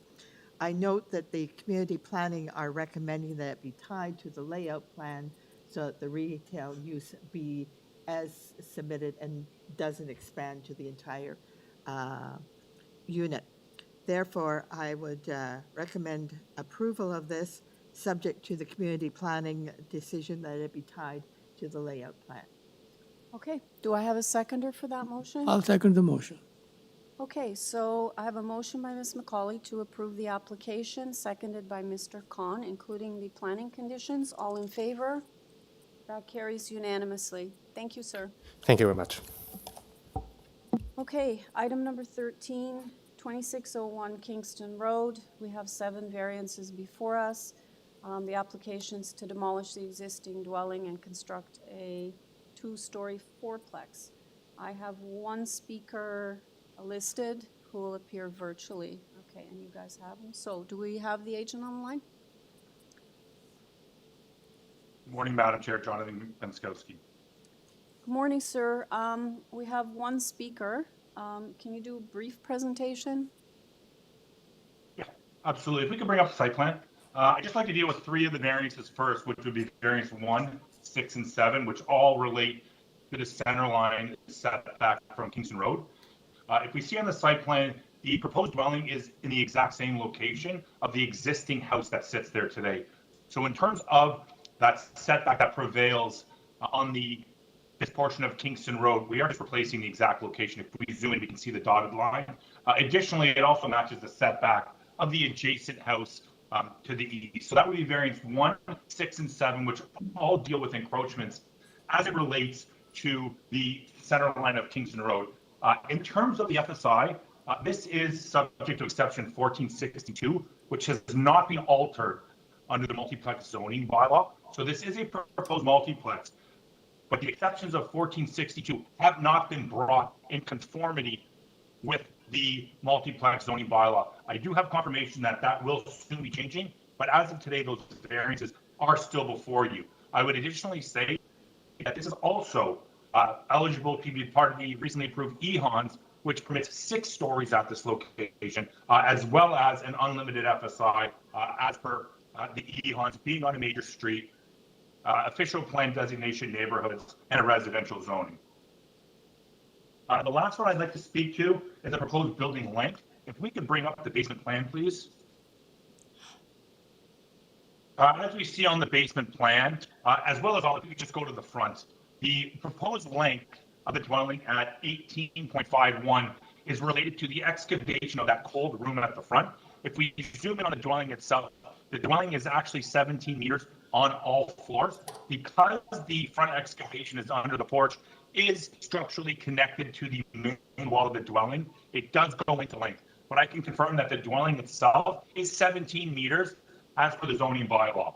As that relates to the lot coverage, if we look at the parameters that control coverage, meaning front yard setback, side yard setbacks, and rear yard setbacks, again, we're maintaining that existing front yard setback. We don't have a request for a side yard or a rear yard. I'd be happy to answer any questions the committee might have. Okay, thank you, Mr. Minkowski. Panel members, before I go to the opposition, any comments, questions? Ms. McCauley? Yes. This is an unusual application. It's a multiplex, but the building proposal isn't 2 stories, 4 units that mirror each other. So if the applicant could just give us a little bit of understanding as to why the basement has a unit in it and then seems to have a unit for one of the second floor units. So I've got the basement is half a 2-bedroom unit and the other half is recreational. The first floor is half a 2-bedroom unit and the other is a 2-bedroom unit. And then the third floor is a full unit. Because of the complexity of what he is proposing here, if the applicant could just give us a rundown of where the units are and how this becomes a multiplex. Yeah, absolutely. If we want to start in the basement, we can start there. I can start in the basement. If we could bring up the plans for the basement. Maybe if you do it verbally, it might be just as easy rather than looking at the plans.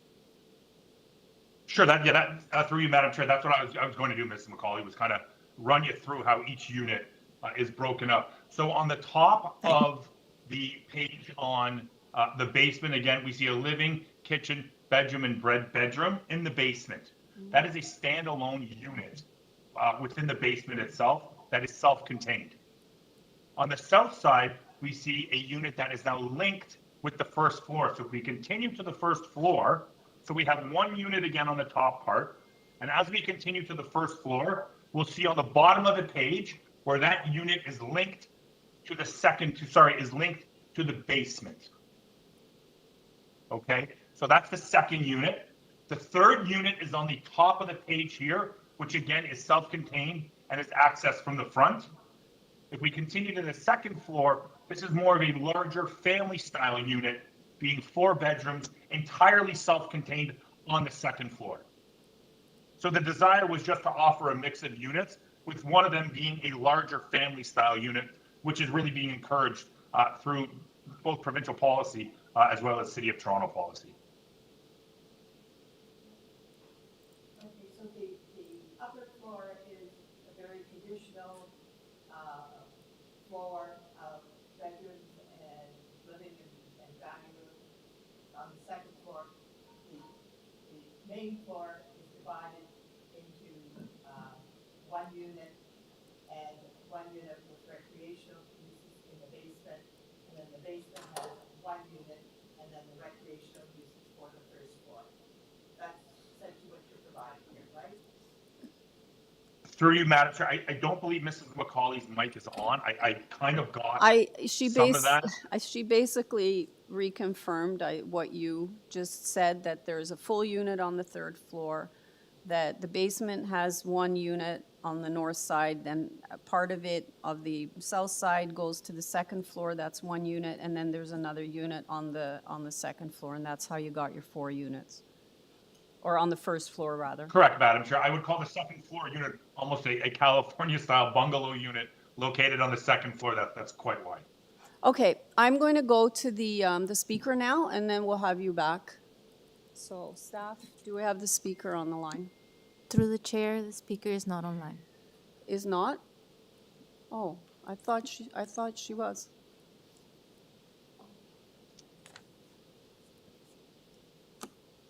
Can you maybe try giving her a call once? And Through the chair, the registered speaker could not stay on the line. She advised that she had to log off. Okay. All right. Well, the speaker's no longer available. So, any other questions, panel member, for Mr. Khan? Thank you, Madam Chair. Through you, I would like to know from Mr. Bezenkowski. Sir, I'm taking variance number 1 and number 2 into consideration. Since variance number 2 FSI is quite a bit than allowable, so I'm referring to number 1, and you are also deficient in Kingston Road center line setback from requirement is 24 and you're 21. Had you done little bit of a designing and floor area less, you could have met the criteria from the center line. Through you, Madam Chair, Mr. Khan, again, the dwelling is proposed in the exact location that the dwelling is located in today. So the front yard setback or from the center line of Kingston Road is not being altered. We're maintaining that front yard setback that exists and prevails today on the property itself. So in terms of impact and how that would alter the Kingston Road facade or the street wall, it remains exactly as it is today. There is no alteration with that.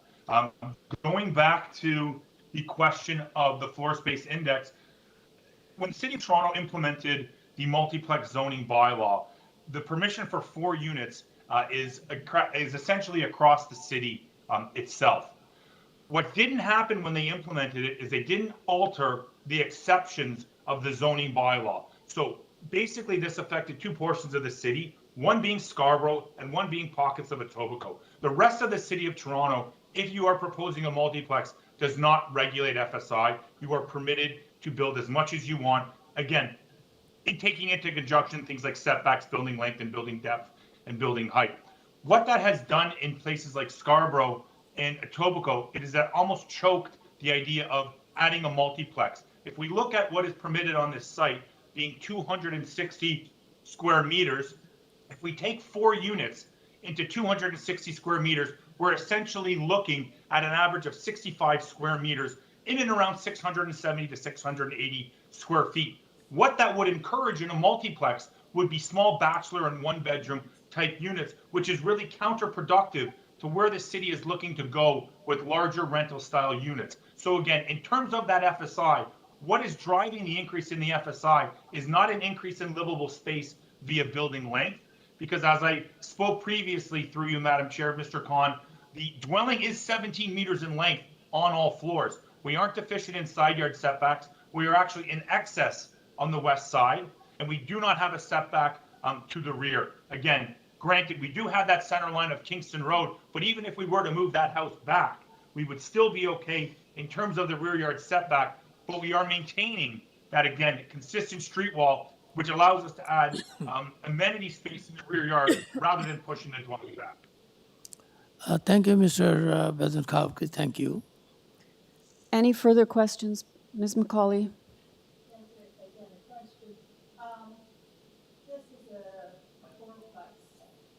Madam Chair, I don't think her mic Through is the on. chair. I'm not able to hear it. Sorry, I didn't have my mic on. I'm concentrating on your drawing, so I'm looking at your site plan drawing here.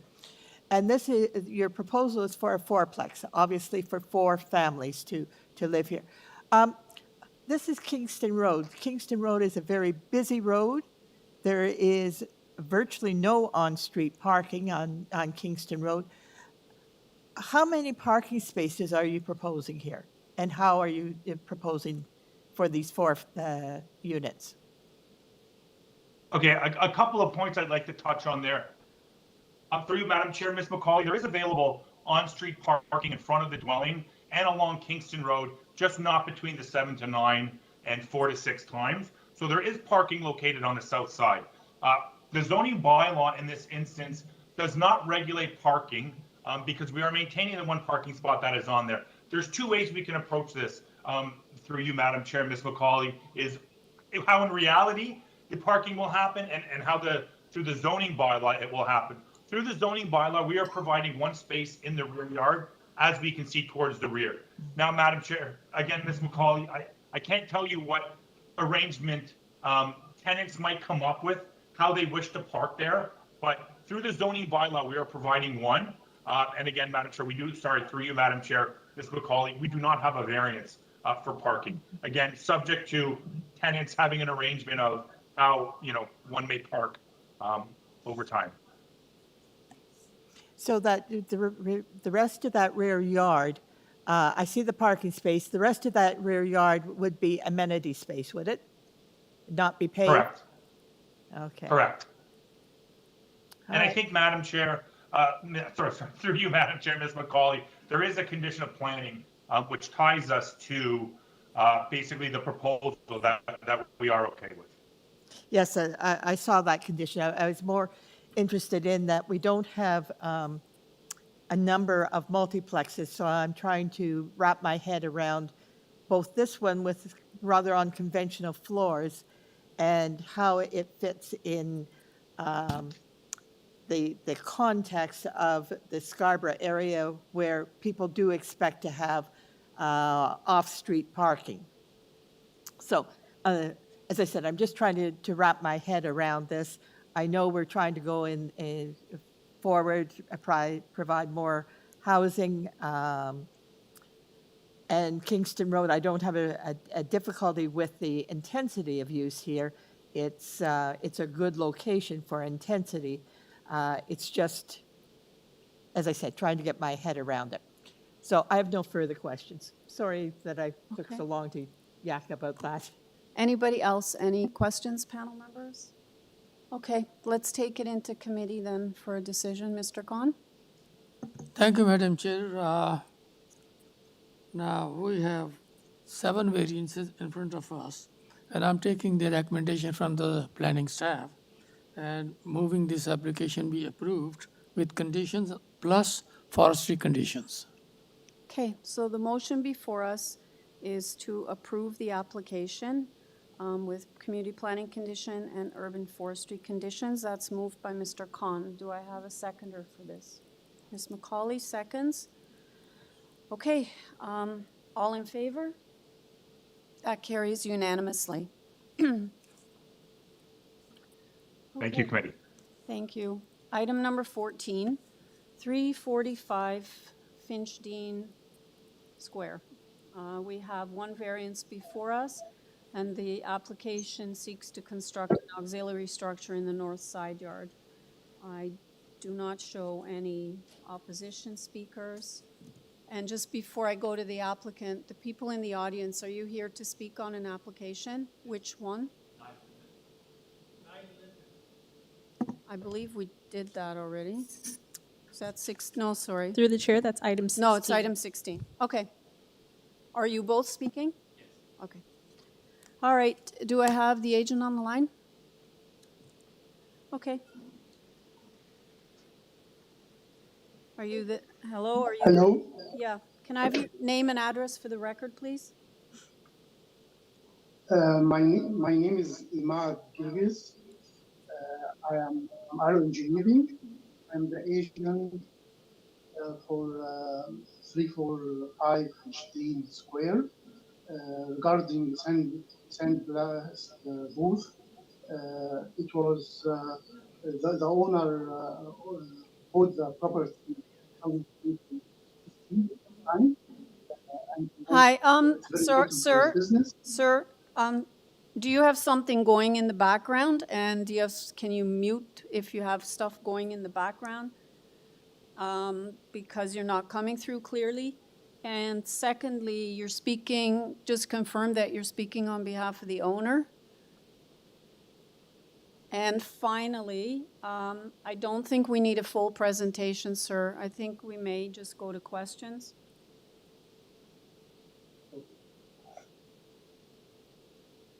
I'm Imad Gilgis from Ireland. The owner is will give a background. You want to speak?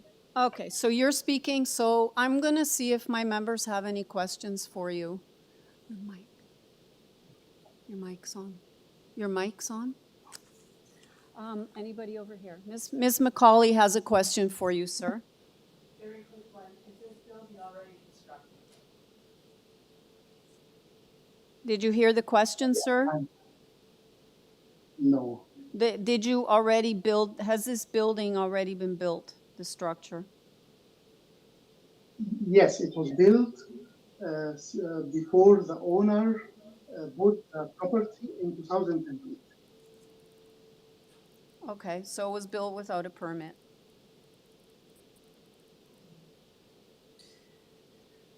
Sorry, Yeah, to the staff, can you do the for the record, again, that the committee does not condone construction without an authorized building permit, and that this is to legalize an auxiliary structure in the north side yard that was built without a permit. Okay, any other questions, panel members? Okay, Mr. Girgis, we're ready to make a decision on this. Is there anything you want to add before we take this into committee? No, thank you. All right. We're in committee, panel members. Any comments? I'm going to comment. The building is already constructed. I'm not sure how many years ago. It looks like it's been it's been done as a requirement as the operation grew. I'm also not sure how whether that building that has been constructed would meet the building permits.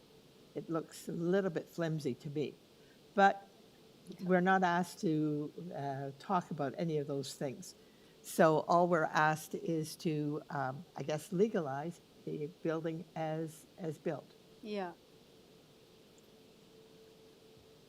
Anybody else have anything to add? Do you have a motion, Ms. McCauley, then? Nobody has anything else to add? No, I will recommend approval subject to the comment that the building already exists. And it's unfortunate that they didn't come to us before construction. I'll recommend approval. All right, so we have a motion to approve the application moved by Ms. McCauley. Staff will put in for the record that we don't support things being built without permits and that this is to legalize an existing structure. So do I have a seconder for the motion? I will second the motion. Okay, Mr. Hu seconds that. All in favor? That carries unanimously, sir. Your application's been approved. Item number 15, number 1, Gaylord Drive. Okay, we have 5 variances before us. This is to construct a second floor addition to the existing dwelling. And, okay, I do not have any opposition speakers. Do we have the agent on the line? Good day, Madam Speaker. My name is Michael Shazadfar, and I'm the agent on behalf of the homeowners at 1 Gaylord Drive. Okay, good afternoon, sir. I don't think we need a presentation. Let me see if there are any questions. I assume you're aware of the planning report, and we did see that you have 7 signatures in support. Okay. Yes, Madam Speaker. We are aware of the planning report, and we don't have any opposition or concerns with the planning staff report or the recommendations made. Okay, panel members, do you have any questions? Okay, Mr. Khan, go ahead. Thank you, Madam Chair. Through you, sir, I would like to know about variance number 1. You are saying side setback. What side is it? Or which side is it? Through you, Madam Chair, the side yard setback that's being, with regards to variance number 1, has to do with the northwest corner, which is an existing side yard setback with the dwelling itself. So with the addition happening on top of the existing footprint, that's why we're seeking the 0.87 as opposed to the 0.9 as required. So basically, it's an existing non-conforming side yard setback. So it is the north side, right? Correct, the northwest corner. Thank you. Anybody else? Any questions? Okay, sir, we're ready to take this into committee for a decision. Is there anything you'd like to add that's not in the materials before us? Not at this time. Okay, thank you. Okay, panel members, we're in committee.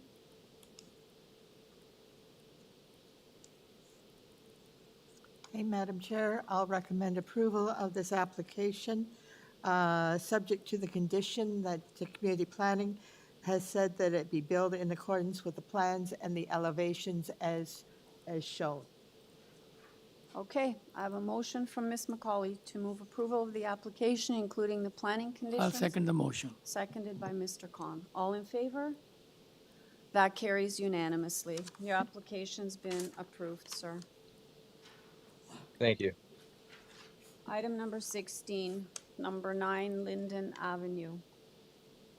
Okay, the application seeks to construct a multiplex and rear yard garden suite. And there've been quite a number of changes made on the application. And we do have 2 speakers or 1? Okay, if both of you want to come down here, there's a kind of a bench there. Make yourselves comfortable. I will go to the agent first, and then I will ask the speakers. You will each have 5 minutes when it's your turn. So if I could have the agent. Good afternoon, Madam chair. Madam Chair? Yeah. I am. Could we have the agent give us a full presentation? Mm-hmm. Thank you. Okay, sir. Say that again? So can you just state your name and address for the record, please? Yeah, it's Noam Hazan, address 976 Glen Karen Avenue. Okay, we do have the planning report with a lot of the changes. We have 2 speakers here in opposition. So do you have something going in the background? Because there's an echo. On our end, I've reduced the volume a little bit. Okay, apparently it was on our end this time, so I think we're good now. Can you do a presentation and go through the changes that are in the latest report we got from planning yesterday? And maybe, is there anything you need us to put up on the screen? Yeah, it would be good to have the plans up on the screen. I have prepared a few points just to discuss the various variances that we have reduced. And some of the design intent as well. I think we can go on to the site plan on the next, or 2 pages later. Sorry, next one. 2, 3. Okay, yeah, and then just if you can just zoom into that. So essentially, it's our opinion that the proposal for the fourplex meets the intention of the EHON initiative and the bylaw amendment of 649, as well as meeting all 4 conditions of minor variances. So relating to some parts in the EHON initiative, predominantly they're trying to encourage larger units. And on this site, which is quite a small site, it's quite difficult to meet that intention of larger units. So if you look at the north, the top setback on the north, we are proposing a 0.45 meters setback.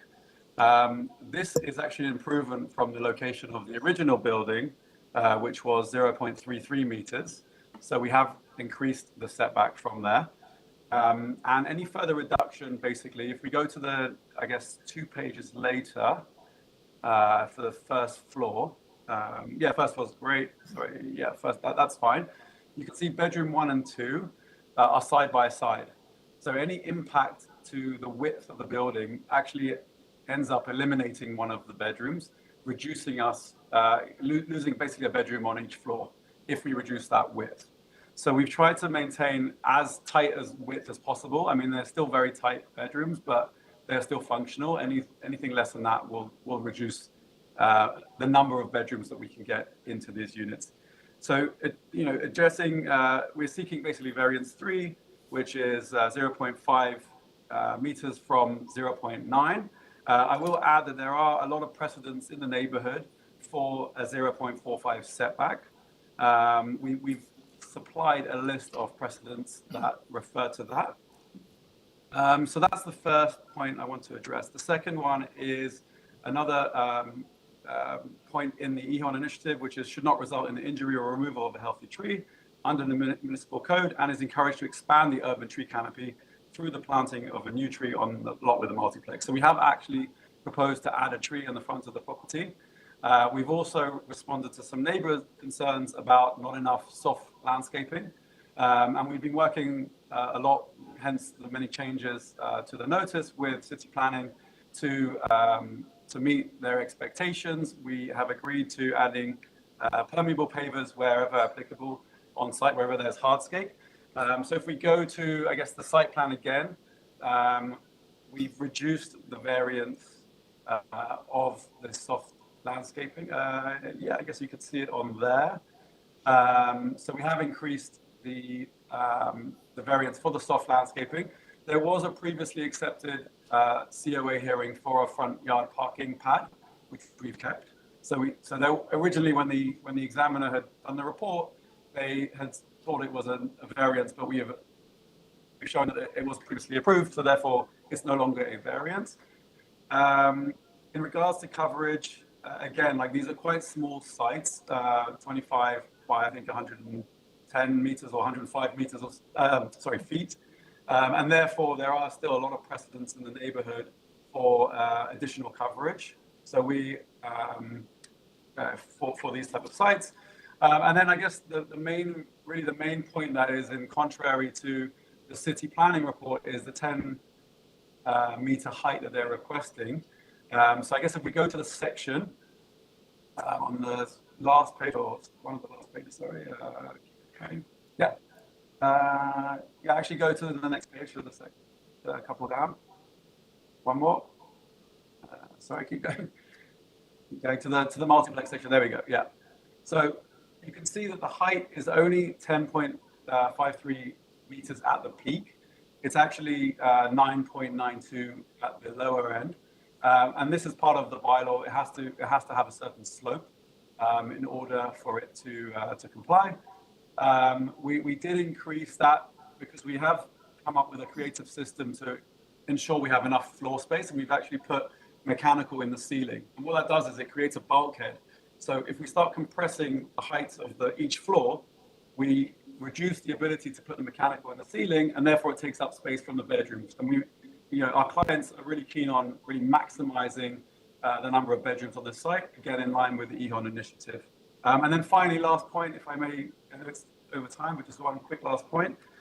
We have also tried to address the concerns of the neighbors and have eliminated 2 variances by bringing in the balconies beyond the setback or to the setback line where previously they weren't, in order to reduce exposure to increase the privacy for the neighbors as well. Last point, the location is really good for a multiplex, we believe. The walkability is excellent. It's 5 minutes from the GO train, 6 minutes from a junior public school, and 5 minutes from an on-demand car service. That's very close by to this property. And I think we feel that this project epitomizes the nature and intent of the multiplex project initiative from the city, and the federal government, and contributes to the overall goal of providing more affordable housing for the city. Okay, thank you. Any questions before I go to the opposition? Seeing none. Okay, who wants to speak first? Okay, sir. If you could come to the mic and just give us your name and address, and then you have 5 minutes. Thank you. I live in number 12 Linden, across the road from this house. One of the things that I'm looking at here is they want a hard surface for over 75% of the land. Can you just give us your name before you keep going? Sorry. They want over 50%. Yeah, over 75% of hard surface. That's contrary to what the law says. It should be 50%. We're all concerned about the water and flooding and whatnot, and this won't give any help in there to put the water anywhere except somebody else's house. Are you Michael McGrath? Michael McGrath. Okay, thanks. The way they want to build the homes on both sides, both neighbors have windows, and the only thing they're going to be able to see is a wall. There'll be no natural light for these people in here because they're only 18 inches away from a house. I don't see the purpose of that. It's just wrong. And it's certainly very bad for the people that live there.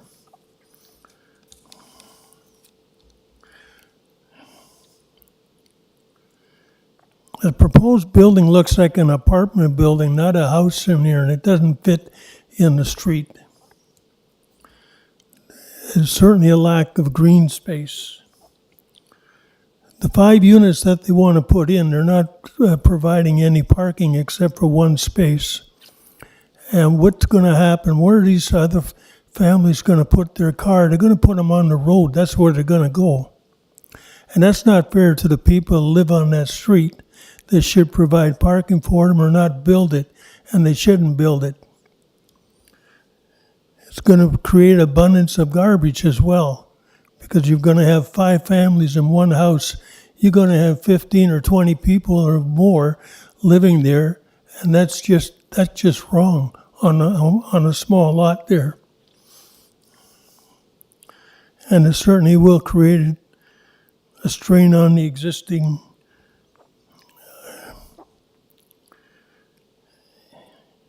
And I don't understand why you'd have 5 families crowded into a one little lot there. The density is just unbelievable. And what about the parking again? I'm referring to that because we don't have permanent parking in Scarborough, but these people are going to have to put their car on the road. And that's not fair to the people that live there paying their taxes in there when there's no parking. They shouldn't have cars on the road.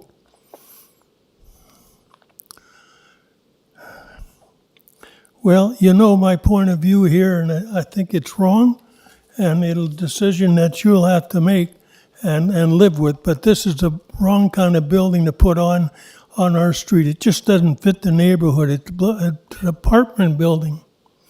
Thank you. Thank you, sir. Any questions for the speaker, panel members?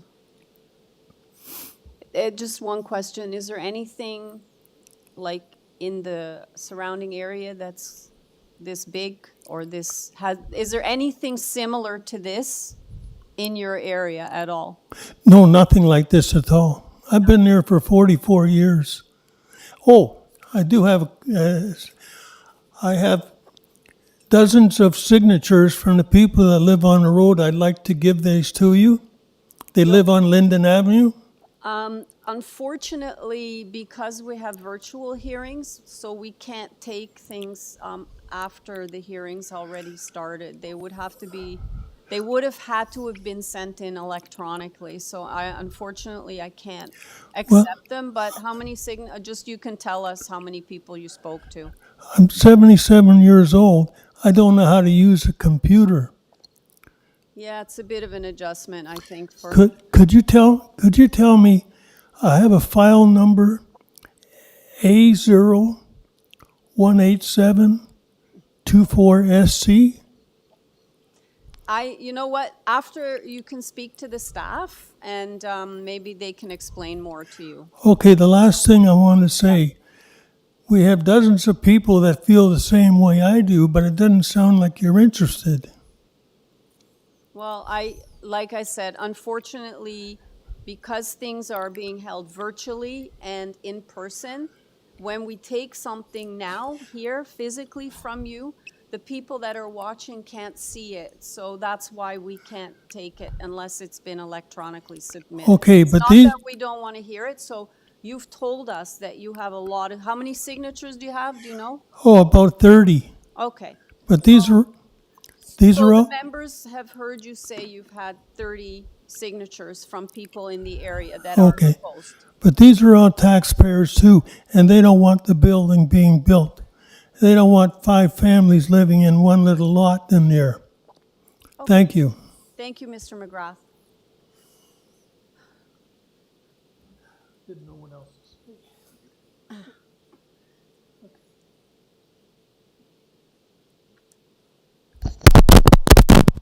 Sorry about that. Good morning, committee. Thank you for hearing me. My name is Michael Kung. I live at 9A Linden Avenue, so I'm the north property adjacent to 9 Linden, the proposed. I know, can you speak up a bit more? I think the mic's a bit finicky. I don't know. I'll start. Oh, there we go. I can Maybe, hear myself. yeah, if you go really close. Yeah. So my name is Michael Kung. Thank you for hearing us, committee. I'm 9A Linden Avenue, so I'm the north adjacent property to the proposal here. So some of the things that we wanted to raise that we have particular issues with in the minor variances or the supposed minor variances, particularly with the egress that they have positioned on the north side of their proposal. Given the amount of space that they have between both the property lines, which is the main concern we have with the setback, there's no real way for the basement apartment to egress out. So the actual practicality of the fire safety aspect is sort of defeated from this. Also thinking about a lot of the issues that we have are with regards to the setbacks between our properties. There's no real walking space for us to go and access our backyard through that side of our house, especially if they add egress and if there's those additions. I think from a density perspective, I think we are supportive. We understand like for the multiplex initiative, it makes sense. It's a very high walkable area. There's lots of transit. There's a transit node nearby. I think the only concerns that we have from a practical perspective is that with the one parking spot, Linden Avenue at the end of it, which is probably about 10 houses down or so, there's an actual ambulance paramedics facility there, and they frequently use this particular junction point to access St. Clair to the south and Danforth Road to the north to reach any sort of priority calls.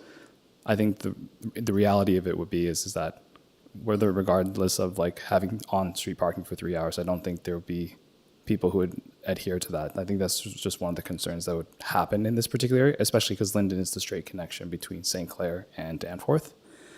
Ultimately, I believe sort of the variance with regards to setbacks between our two properties doesn't constitute as a minor variance. It's within excess of 50% of the setback requirement of 0.9 from the property line, or 0.9 meters.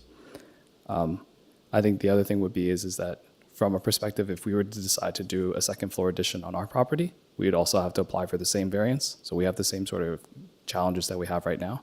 I think the question that we would propose to the actual, the developers on this property would be is that since it sounds like they're planning on redigging up and underpinning and moving the property slightly, I understand that there's a walkway that they're proposing to the south.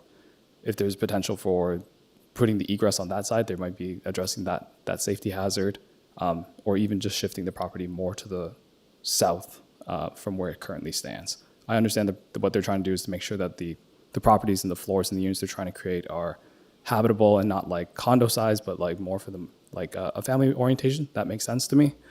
So I think in general, my wife and our concerns are primarily the setbacks, the safety practical concerns, and then also the density. I think the last thing that we want to discuss would probably be is the garden suite.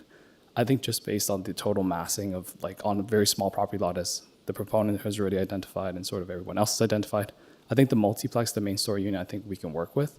I think the garden suite really just makes it incredibly dense. I think based on the way that it's been mocked up, every morning we open up our windows, all we're going to see is basically 4 walls of buildings. and a small little gap between the two, and then the stair egress for the back of the main unit. So thank you for listening to our feedback. I appreciate you taking into consideration when you make your decision. Okay, any questions of the speaker, panel members? Are you aware of any other garden suites in the area? There's no current garden suites in the area. Okay, thank you. Okay, Mr. Hazan, you have 5 minutes to speak to the issues that were raised. Thank you. There was quite a lot, so I'll try and get through all of them. Okay, so I guess the first point really was there was a question about whether there are precedents in the neighborhood for similar buildings. So the bylaw only changed in 2022, and therefore there aren't that many precedents around the city generally for multiplexes, although we understand there are a lot of applications in place for these changes, and it is the intention of the city to densify through the EHON initiative with multiplexes. I would say specifically close to transit and transit orientation.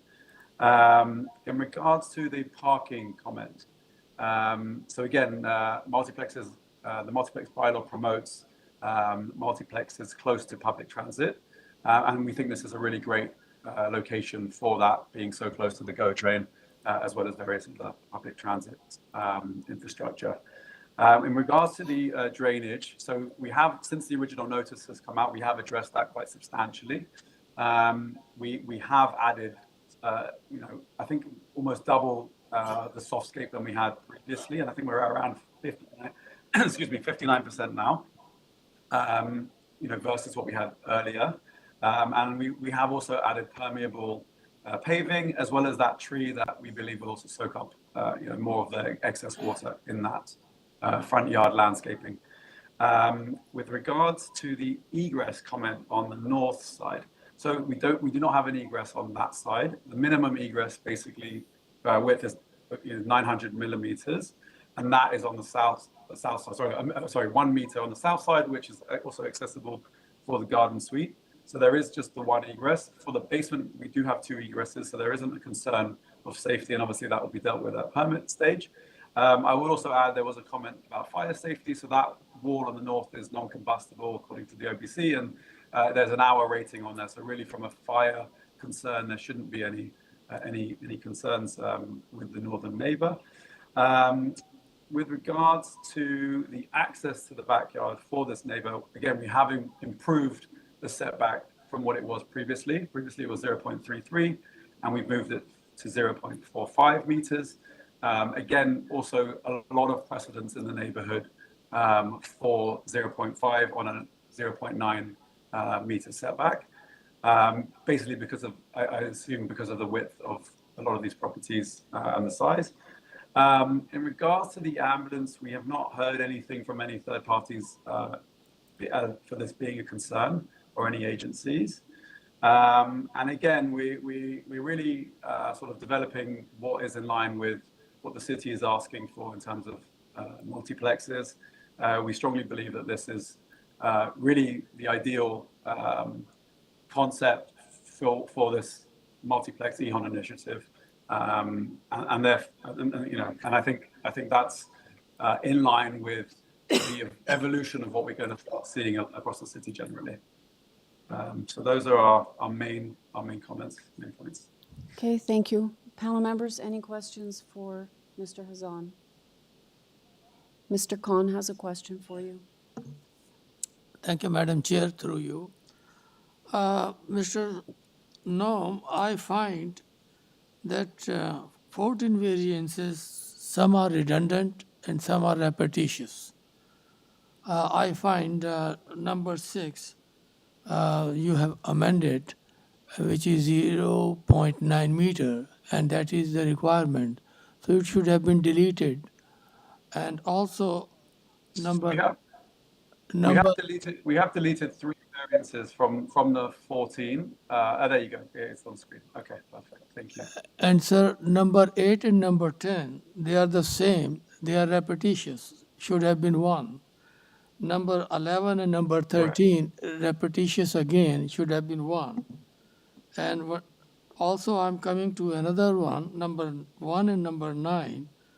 Number 1, your claim, number 9, your claiming should be the same as they were previously approved in September 22nd or whatever. Yeah, July 23rd. And while you are changing number 1 to 36.3%. So you are changing one, you are retaining the other one with the reference of July 23rd. I don't understand which one is right. Through the chair, just to quickly chime in, some of the items that are repetition are amending different sections of the bylaw.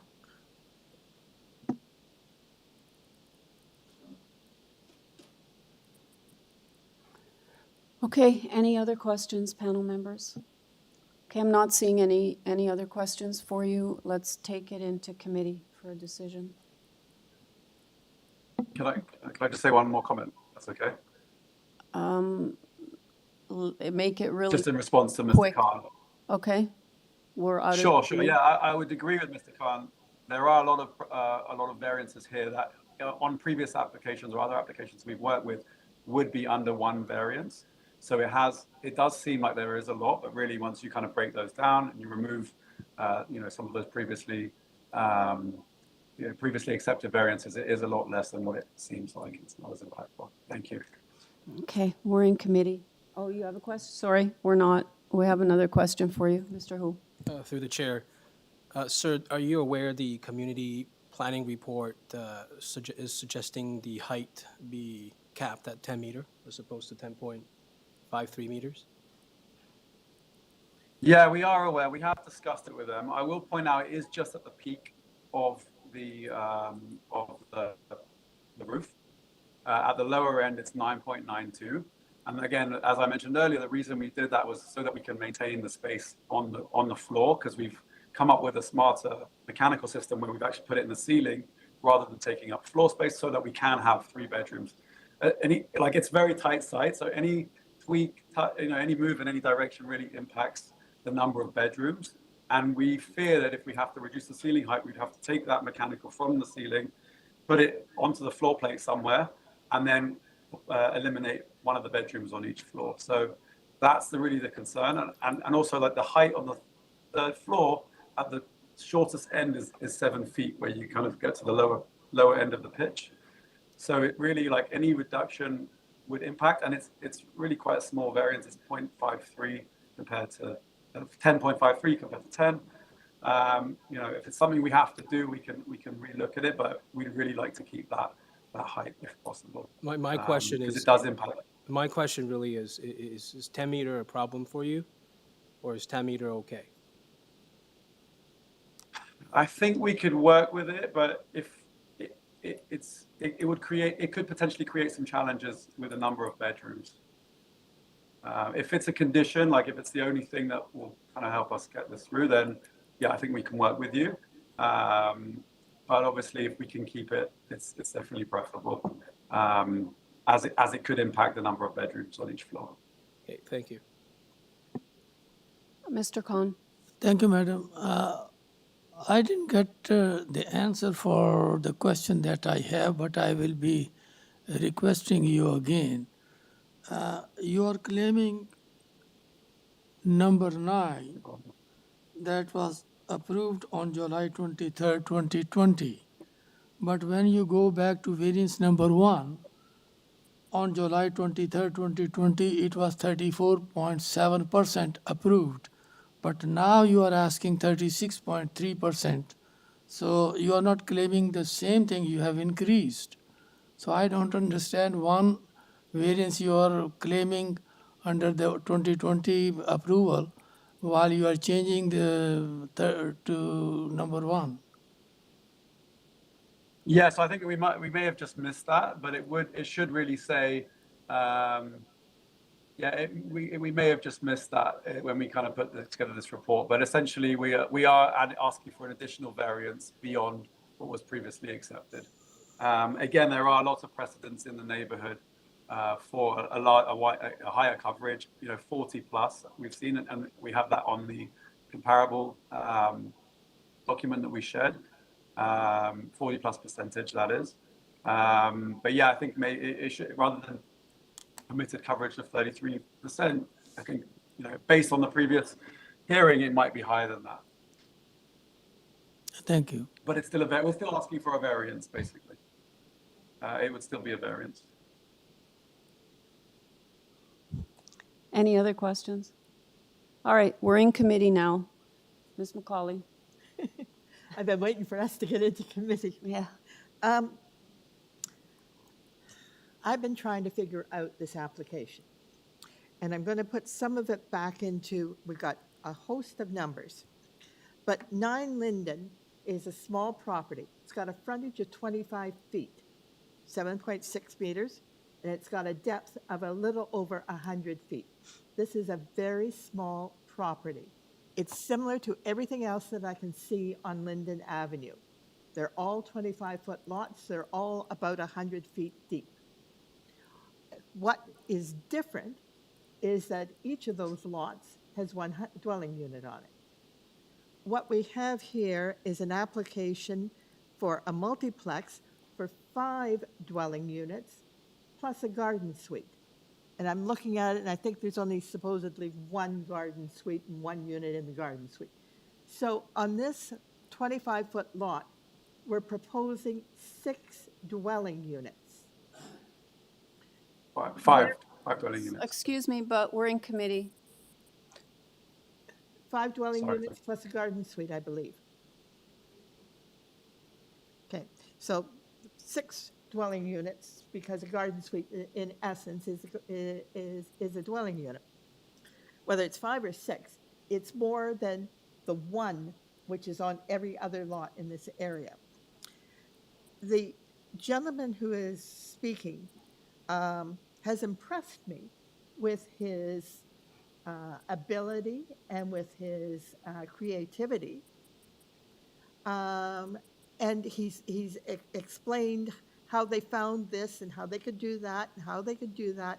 But I think the overall question is this really what we want at this property? We do want additional housing, but if the city has decided, as it has, that we should approve multiplexes, we shouldn't have 14 variances in front of us. The city has set out the guidelines for multiplexes. They have said we do want multiplexes. They said we do want a garden suites, but they have not said we are accepting 14 variances from the plans that we have just adopted for these multiplexes. This may be a good location for an increase in development, but I'm not convinced that this proposal for 5 multiplex plus 1 garden suite is suitable to this area, where everything else is 1 dwelling unit or at the most 2 dwelling units on the 25-foot lots. So I'm going to be voting against this proposal. I'm going to weigh in on this one. I respect the fact that the applicant has, made some adjustments, and we're down to 11 variances, I believe. But to me, this is an overbuild on the site. I mean, it's going to totally tower over everything on that street. I don't think that's the intent of what the city is looking for. At least I hope it's not. And I do respect the fact that, additional units are being proposed. I've heard a lot of talk about well, maybe we can make an adjustment, but then we're going to lose a bedroom here, a bedroom here. I think that, to make this fit in better, make it more palatable. I mean, number 9A, even what's existing there is practically on top of that house now. And, this structure is much, much larger. So I think it's out of character. I think it's an overbuild on the site, and I also will not be supporting the application in its current form. And I hope that the agent will, come back with something that's a little bit more palatable and fits in better. So I don't know if anybody else has any comments. Okay, so we'll need a motion then. Ms. McCauley. I'll put forth a motion to refuse this application in its entirety. I will, as part of my motion, I will encourage the applicant to review and come back. We do need additional housing. Don't push the envelope so much. Okay, so have a motion to refuse the application. Do I have a seconder? I second the motion. Okay, that's seconded by Mr. Khan. So the motion's been moved to refuse the application by Ms. McCauley, seconded by Mr. Khan. All in favor? That carries unanimously. Okay, item number 17, 101 Minerva Road. We have before us two variances. And we have an application to construct a one-story addition to the existing dwelling. Madam Chair, could we take a 5-minute break? Just 5 minutes. Sure. I know we've got 3 left, but Okay. just 5 minutes. Panel members asked for a 5-minute break, so let's come back at 12:45. And by the way, gentlemen, thank you for coming out.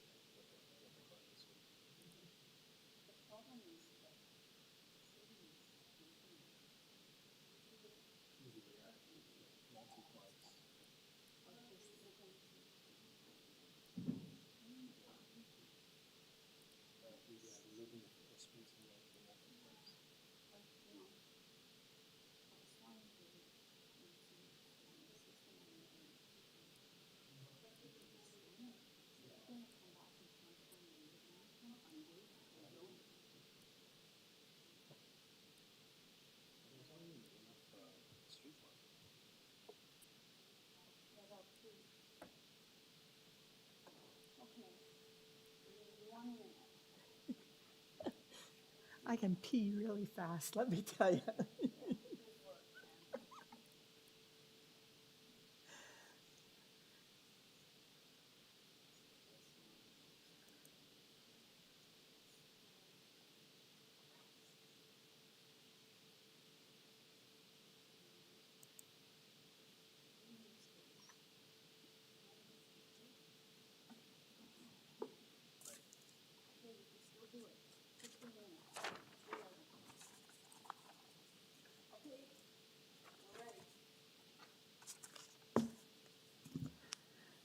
Okay, so the next item is item number 17, 101 Minerva Avenue.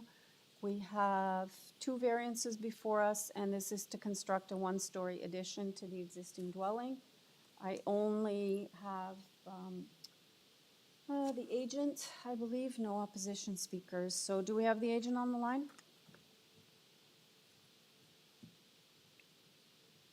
Yes, Madam Chair. My name is Nadeem Irfan, NIA Architects, 10 Milner Business Court, Suite 710, Scarborough, Ontario, and 1B3C6. Okay, good afternoon, sir. I don't think we need a presentation. Panel members, do you have any questions for Mr. Irfan? Okay, sir, not seeing any questions. We're ready to make a decision on this. Is there anything you want to add that's not in the materials before we go into committee? Yes, Madam Chair. We spoke to the community planning. We did receive a call. We were able to convince them. But I see a report from the community planning that a site plan should be, or plans should be tied to the approval. My question or my position on that is usually done when we have a small portion of the building where the two variances we're requesting come to play. And normally when we have a whole back wall or the wall subject to those two variances, the community planning tying to the plan does not make any sense to me. So I just wanted to request the committee not to tie. But if your variances are asking what they're asking for and your plans reflect what you're asking for, then I don't understand why that's a problem. Are you doing something different? We may have to, no, we may have to readjust the grading and, change the staircase. But I don't see that we're gonna increase the variance or not respect the variances approved. Right, then you shouldn't have a problem with it being tied to plans. Thank you. Okay. All right, let's take it into committee for a decision, panel members. Mr. Hu? Oh, yeah, go ahead. Thank you, Chair. Through the chair, I will move to approve this application, subject to the community planning conditions. There are only two variances listed in this application. On review, they appear minor and meets the four tests of the Planning Act. I therefore move to approve this application. Okay, do I have a seconder? I'll second the motion. Okay, so motion to approve, including the planning conditions, moved by Mr. Hu, seconded by Mr. Khan. All in favor? That carries unanimously. Thank you, sir. Item number 18, 54 Corinthian Boulevard. Okay, we have one variance before us, and this is to construct a second-story rear addition to the existing dwelling. And there are no opposition speakers. Do I have the agent on the line?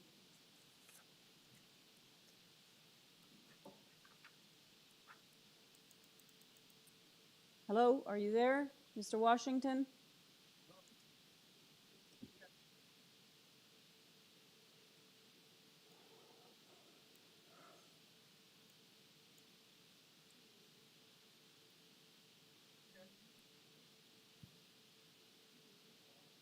Hello, Hi, are you there? I'm here. Can you hear Okay, me? great. Can you just state your name and address for the record?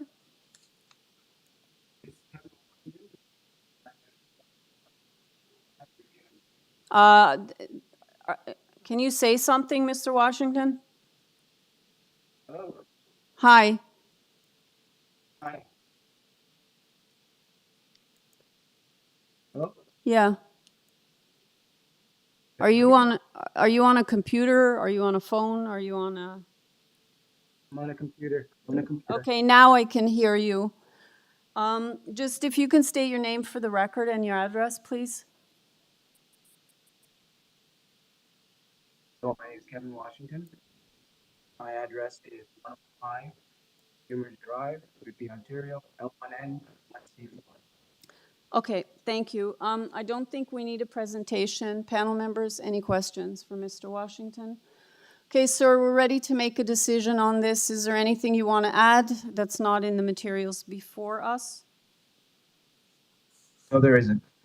Okay, thank you. Panel members, we're in committee. Mr. Khan. Thank you, madam. It's a very simple application. I would like to move this application be approved. Okay, do I have a seconder for that? Ms. McCauley, so motion to approve, moved by Mr. Khan, seconded by Ms. McCauley. All in favor? That carries unanimously. Thank you, sir. Final item today, item 19, 487 Warden Avenue. We have a community planning report. We have 4 variances before us, and the application seeks to construct a front and rear yard addition with a front porch to the existing dwelling. No opposition speakers. Do we have the agent on the line? Yes, hello. My name for the record is Nicole Visar, and my address is 236 Emerson Avenue. Okay, thank you. I don't believe we need a presentation. Let me see if there's any questions for you. Panel members, any questions? Seeing none?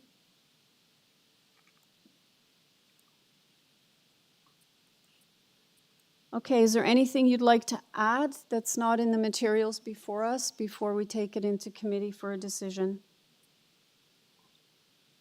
I'm aware of the planning department made a recommendation, and I'm happy to include that as a condition. Okay, great. Okay, panel members, let's take it into committee then for a decision.